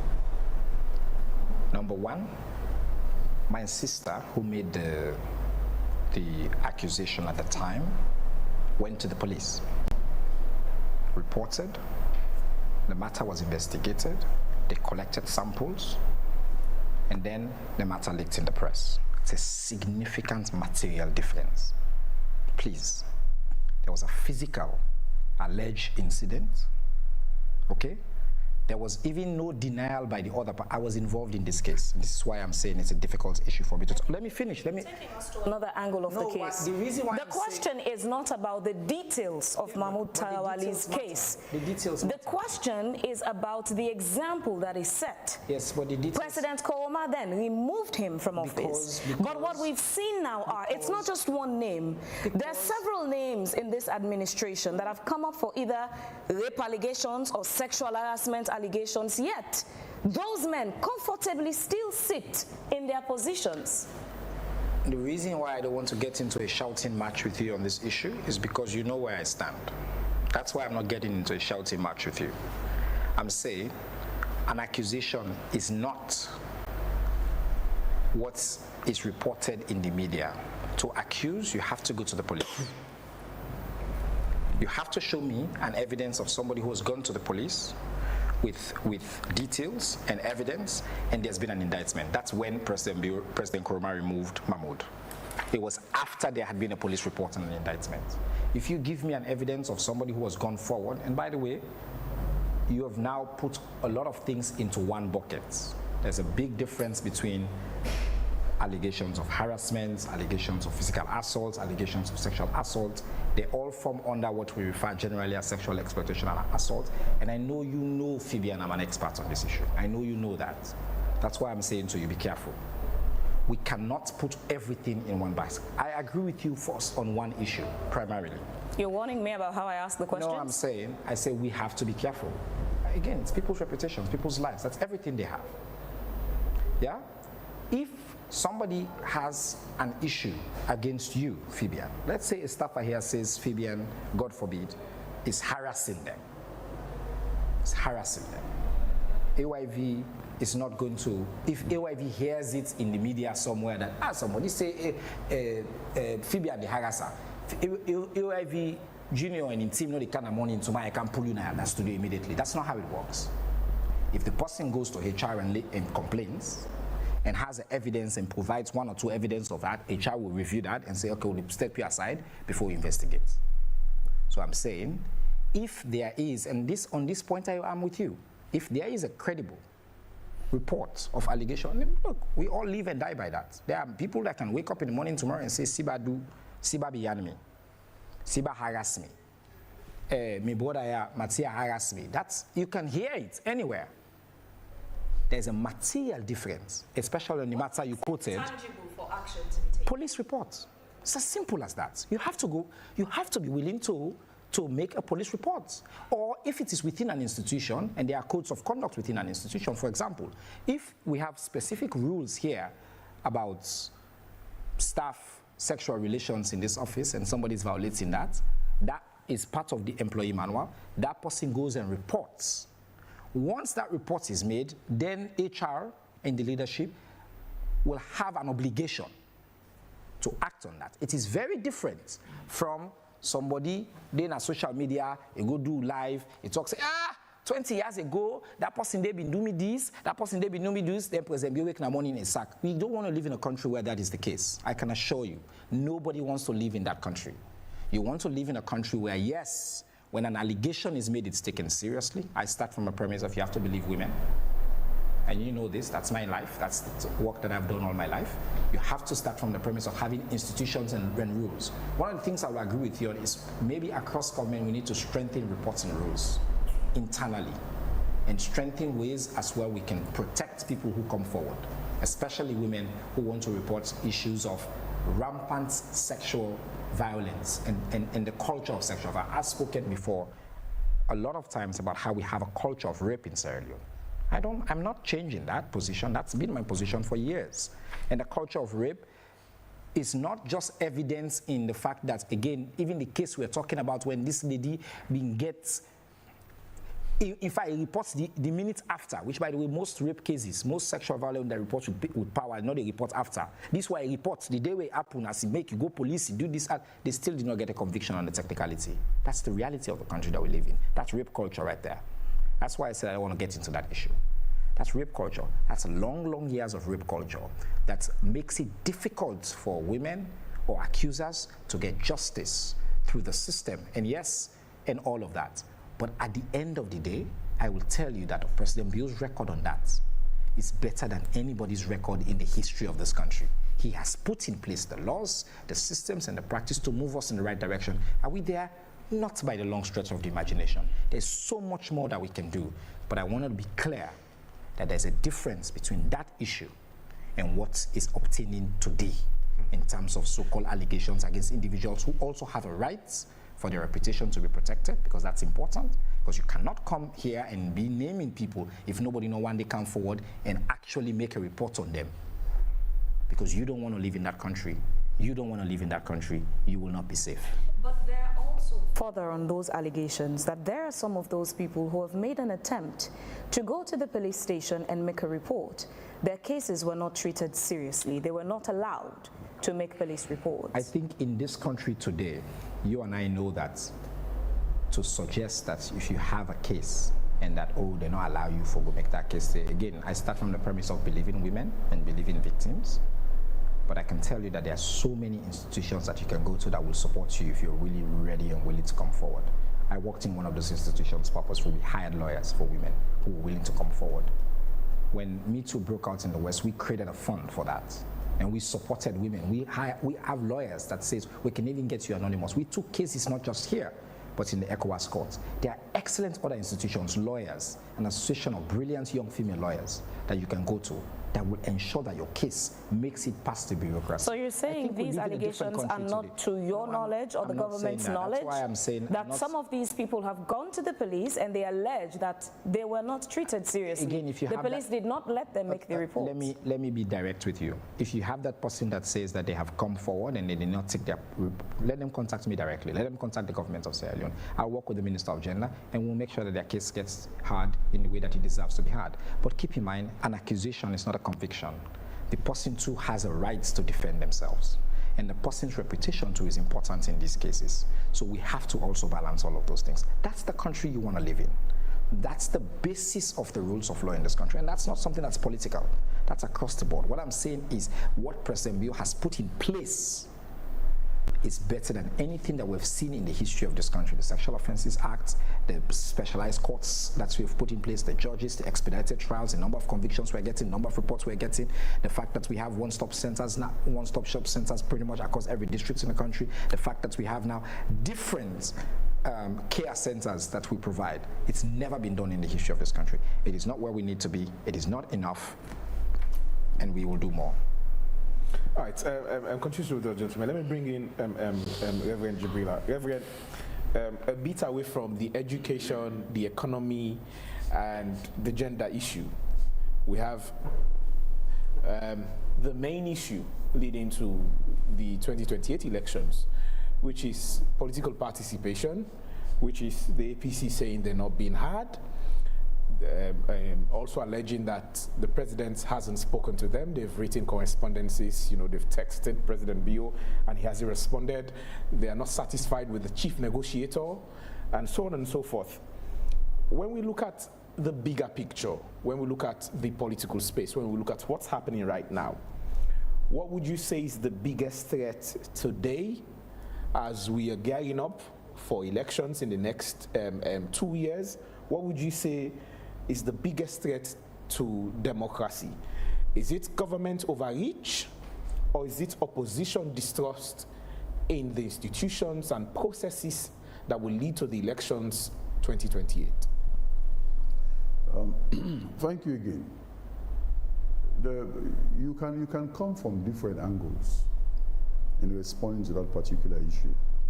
But for me, the biggest challenge is about trust in our institutions.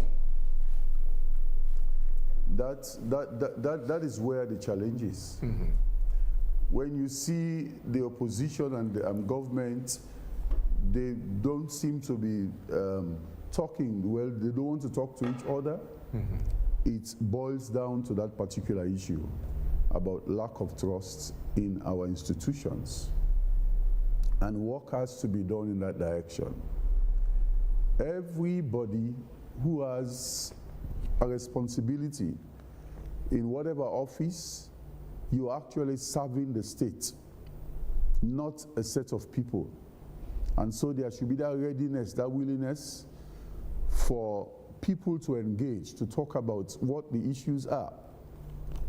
If the opposition is complaining that they've written severally to the presidency and they are not getting that kind of audience, something has to be done in that direction.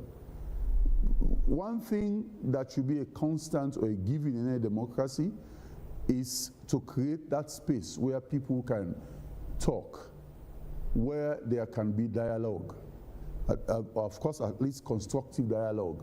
So no side should create that atmosphere where it appears as if this one cannot come to this other side to talk, or the other cannot come to this other side to talk. Everybody should be given the opportunity to be heard. And at a time like this, it might seem burdensome to the government of the day, but because of legitimacy issue, we're not saying the opposition has to be avoiding all the time, but government should always reach out, release what you call the olive branch, so that those who are on the other side, in fact, that you can call the, well, using it guardedly, those that you can call the underdogs, they are the ones you should make every effort to bring on board, so that you talk and understand what is going on. This atmosphere does not create the right kind of picture that we want to see going forward towards 2028 elections. If it continues this way, the lack of trust will deepen, and that is not good for any democracy. After the press release of the APC, you called the process collapsed, and you stated that if nothing is done, you have the option of calling for a peaceful protest. Where are we with that peaceful protest? When is it going to happen? So let's just focus on what the APC said it is going to do with respect to the peaceful protest. The Reverend has made a very salient point that it is incumbent on political leaders to be engaging. And I will want to make a reference to the agreement for national unity. I believe it is resolution 7 or 8, which calls for the president to engage political leaders of the opposition. And we are where we are today because President Bio has refused to engage the APC, to sit and listen to some of the grievances that we have with respect to some of the issues that have to do with the agreement for national unity. And will that include the removal of Edmond Alpha as well? It's just one of them. When you look at the, the Peace Commission, the executive sector will come and tell you we've achieved 80–90% of the resolutions contained in the agreement for national unity. We've achieved the basic ones. President Kumar making a statement, APC coming, President Bio making a statement, APC coming back to governance and abandon the boycott, APC and the SLPP making a statement condemning violence and encouraging dialogue. But the major ones, which is one, setting up of the committee to look at the 2023 elections, only 10% of the 80 recommendations have been. So these are the issues. And if President Bio is refusing to talk to us, we as a responsible political party now want to talk to the people that gave President Bio his job. When? We will tell you, we are not going to be in a hurry. We want to ensure that when we come out to engage in peaceful protests, nobody there not go slap. So we will take our time, engage the various institutions that have the responsibility to provide security coverage. We just want to make sure that President Bio hears us loudly as a country. Mr. Minister, as the Minister of Information and Communication, that's the message from the opposition. President is not talking to them. They want to make sure that President listens. The last time you were here, I asked you and you said they are throwing tantrum. Do you still stand by that position? In fact, we consider what happened these 2 days about the translation, which AYV has wisely said, look, we understand translation can be complex. And that is, by the way, responsible journalism all over the world. That happens when your word can be taken out of context. Since then, I talked to some international partners who tell me, say, they don't bombard them. Hey, but they don't say, we will die. I grew up my primary language in my home is Mende. I used to go to my village, my grandmother, where they pull bundle and get this sing, where they sing. It is a classic, well-known. No, you Mende man at Kebiabe is a bit. Mina Mende, mina half Mende, mi mama na Mende. That's my mother tongue. In the years of APC Missouri, 24 years of one party rule and all that, the people of Mende land, that is a well-known song. And Bagwami is very difficult to translate in Creole. No matter how I translate it, I was explaining to him in a group that we have, it will fall short. But I explain in very simple terms. Mina Eastern man back. Now Eastern, I will say the way Adi don't can lie pa, so Adi get for dying eye open. You know mean say I will let Adi die to my money. Now word talking. If you Bagwami, you disrespect, you pull some people SLPP, you go die in the morning. Because die in the morning means you don't go die with respect. But that's simply what it is. And the reason why I was okay to say it is a fake outrage and a fox outrage, as I called it, is because there are Mende speakers who know that. They grew up listening to that song. They exactly know it. But they took the translation of AYV, and the people, the one they like Adi, so we not sabi no Mende, even though they are like Dakinaya, you know sabi Mende, but I see post. I understand with those because it's if myself see that on the outside of context. Again, if somebody will know, now the group was out there. Somebody will know somebody will not sabi salon. If you see, I take that translation, say like Adi, the way don't talk now. So sorry, let me just quickly remind you that the language for this program is English. Yeah, but we can mix. This is not salon. No, you take our rules in our studio. If the you know, somebody will not sabi this context, who doesn't understand Sierra Leone, takes what I just said. If Adi, he will die eye open, he will take and say, I was wishing death on Adi. But Adi is an Eastern man like me. The audience, the context at the party office, speaking to party people, referencing a folk song. It is very specific. But what we have seen with the APC is everything they will raise to 100 because they have decided that their strategy is incitement and outrage at every single opportunity. You know, Reverend talks about prayer, we need to extend an olive branch. Come on. Is that possible? The fact of the matter is that olive branch is always extended. President Bio, now the first president in the history of appointment of commissioners, he put it in writing, sent to them. This is my intention. You have parliament, you have an opportunity to engage this person, to call him, bam. If you appoint a Monday, would they boycott? You cannot negotiate and talk to me. President is elected for a reason. The president is elected for a reason. He has the veto. That's how a democracy works. You can have an opinion, but you cannot start with putting a gun in my hand and say, I will talk to you. If you put gun on me, I'm sorry, you are not going to talk. So, if the APC started from this is engagement. The president wrote to them. Immediately, they did not even show up in parliament to interview the candidate that is the person that is going to conduct the next election. Adi knows that, I know that.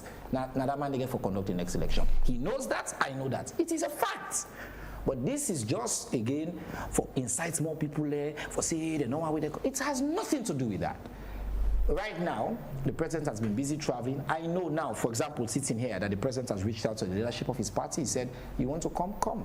And as I've said before, publicly, a lot of APC leaders have a direct relationship with His Excellency. They can text him, he reply. My brother, this is, again, I say there's a rules of decorum of politics that we cannot violate here. A lot of people have access to His Excellency. He engages them. But the other thing I want to point out when it comes to extending an olive branch, Reverend, APC, 1 minute, the chief minister, they write something on social media. They say, when they meet with chief minister again, how can you continue to live in the country? You boycott everything. The next minute, chairman says something, no to APC. Yes, the chairman of SLPP can say no more APC. Of SLPP can say that. The chairman of APC for also say, after this election, no more SLPP. There's nothing wrong with that. It's politics. But immediately, bam, would they boycott? How can you? They have boycotted. They say they don't boycott the chief negotiator of the government. You know, chief. How can How do you want to run government like that? Cherno. Every single chance when something happen, I don't pull up. Cherno. I don't pull up. You cannot be like that. How and where do we draw the line between the SLPP as a political party and the government as the SLPP-led government? What? I don't understand the context of the question. Let me give you a context to that.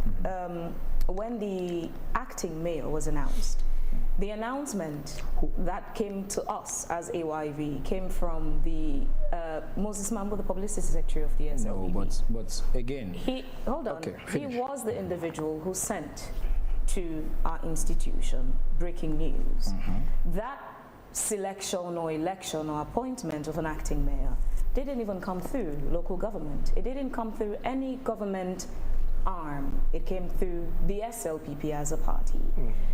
All in this fight between the APC and the SLPP. So where do we draw the line between the SLPP as a political party and the government as the SLPP-led government of Sierra Leone?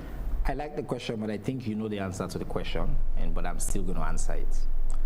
The political party, the SLPP, this is an SLPP-led government, and the political party can have political positions, including engaging with their councillors and encouraging them to take a posture, which is simply what Mambu was announcing.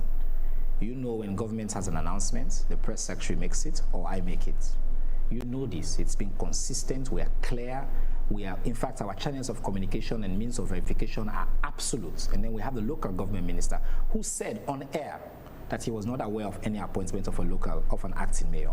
The party can take party positions. Moses Mambu is doing an excellent job as the publicity secretary of our party, and he can make a pronouncement that the party is going to make this move. But you and I know it doesn't become official government policy until the government of Sierra Leone makes an announcement. And when the government of Sierra Leone came through the local government minister, we were very clear on what the steps are, what the provisions are, and what we seek to do.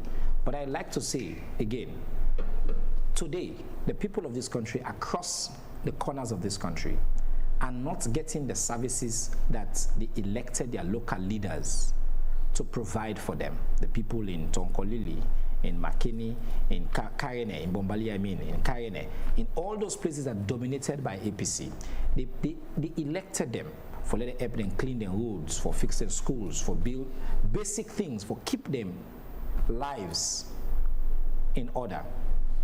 The reason the councillors are not working right now, their chair people and their councillors are not, is because their political party told them not to. That's a serious issue too that we have not even talked about. So hold on. I'm going to rush as soon as I finish talking. I know you have to. Sorry, I really apologize. Cherno, I know we really need to let you go, but just quickly, what Moses Mambu did to announce an acting mayor. Moses Mambu did not announce. He's a partisan. I'm telling you what we got from him. But he announced. But you cannot take any to announcement. Us, he announced to AYV breaking news that there is an acting mayor. So please let me land on the question I was going to ask you on this. Okay. What Moses Mambu did to announce an acting mayor was overstepping from a political party spokesperson to now attempting to announce something that government is meant to announce, which in itself has the potential to fan flames of chaos. What was done about that? Is this a behavior that is encouraged? That party people can now begin to make announcements? I fundamentally disagree with your premise. Moses Mambu was communicating a party position, that the party was instructing its councillors to come together and appoint a leader. He used words generic. He said, that's what you say, but I know the message we got from him directly as a media institution. I'm a member of the SLPP, and I'm the official spokesperson for the government of Sierra Leone. So I'm telling you now, from the position of the government of Sierra Leone. Does the party support such a behavior? Do we support Moses Mambu being an excellent publicity secretary for the party? That was not the question. Such a behavior to make announcents that only government can make. Political positions. He did not make an announcement. It was not a political position to say an acting mayor, to say that we published, we broadcast that on the very day he sent it. You cannot saying an acting mayor has been put in office. You know that. Even you know. But is that an acceptable behavior? When you are announcing it, you should say the party secretary. Oh, we were very clear to announce that too. Which is why I trust your network. But is that acceptable? Is that an acceptable behavior for him to take political position? the people of this country Assuming are not it was getting... the APC in office and the publicity secretary made an announcement, would it be the same stance? Would it be acceptable then? APC not in our office in the north, in all these places where... No, I'm saying, had it been it was the APC-led government, then the spokesperson of the party made that, would it have been the same thing, acceptable? Political statements, yes, they should make political statements. Reverend, how bad is it? Should this be acceptable for a party executive to make an announcement that only an arm of government should make? Well, the answer is wrapped in your question. If it's only an institution of state that should make that announcement, then that channel should be followed. Any other thing that is done, that should not be accepted, and effort should be made to even condemn that kind of action so that it's not repeated. That is how we should be operating officially as a country. Now, I need to bring this as well. Let us make a conscious effort to draw a line between the activities of a political party and the government of the day. For instance, from the day it was announced that this person is the president of the country, that person is no longer a flag bearer of his political party. He is now president of the country. And what he's doing should be nationally considered, not just from the perspective of a political party. And it appears as if, for most of the time, we've not been able to draw that line. An effort should be made. You go to the West, after elections, concentration is focused on national activities. What he does, he takes responsibility as the president of the country, not as the head of a political party. And when we do that, it will help our governance processes. But the way things happen at times, it's so challenging. And that is not good news when it comes to democracy. It requires us to raise the bar and ensure that at the end of the day, what we project is actually reflective of a national character or national perspective. Thank you very much, Reverend. We're rounding off. Adi, you wanted to say something? Yes, so basically, the minister has just said that when you go to Top Colony and you go to other APC-led local government offices, public service has not been provided because of the boycott. That is just completely laughable. What ensures that public services are provided to citizens of the country is disbursement of revenue of funds to the various councils to ensure that they're able to provide those services. For the whole of 2025, not a single cent was disbursed to any one of these APC-led local governments to provide public services. In 2026, not a single cent has been disbursed by the central government to any one of the APC-led local councils to ensure that public services is provided. So it's just propaganda. Whether it's six of one is half a dozen of the other. Even if APC councillors are there, they will still not be providing public services because the government has refused for a year and a half to disburse funds to these councils so that they can provide public services to deserving citizens. This is just the way in which politicking is destroying the governance structure of this country. Then secondly, I want to comment on what President Bio said. You know, I schooled in Bo. I was in Bo since 6 months old to when I was promoted to go to class 5. I can understand some Mendi. My mom speaks fluent Mendi as she speaks fluent Timni. I have relatives that speaks fluent Mendi as they speak fluent Timni. And I do understand what the president said. He did not only stop at saying they will die in the morning. He said, and let me say in Creole, say, anybody in a bond now will support APC, guess where? You know, the point I'm making is that we will all agree that he may be jesting, joking, but this joke has come off in the very wrong way.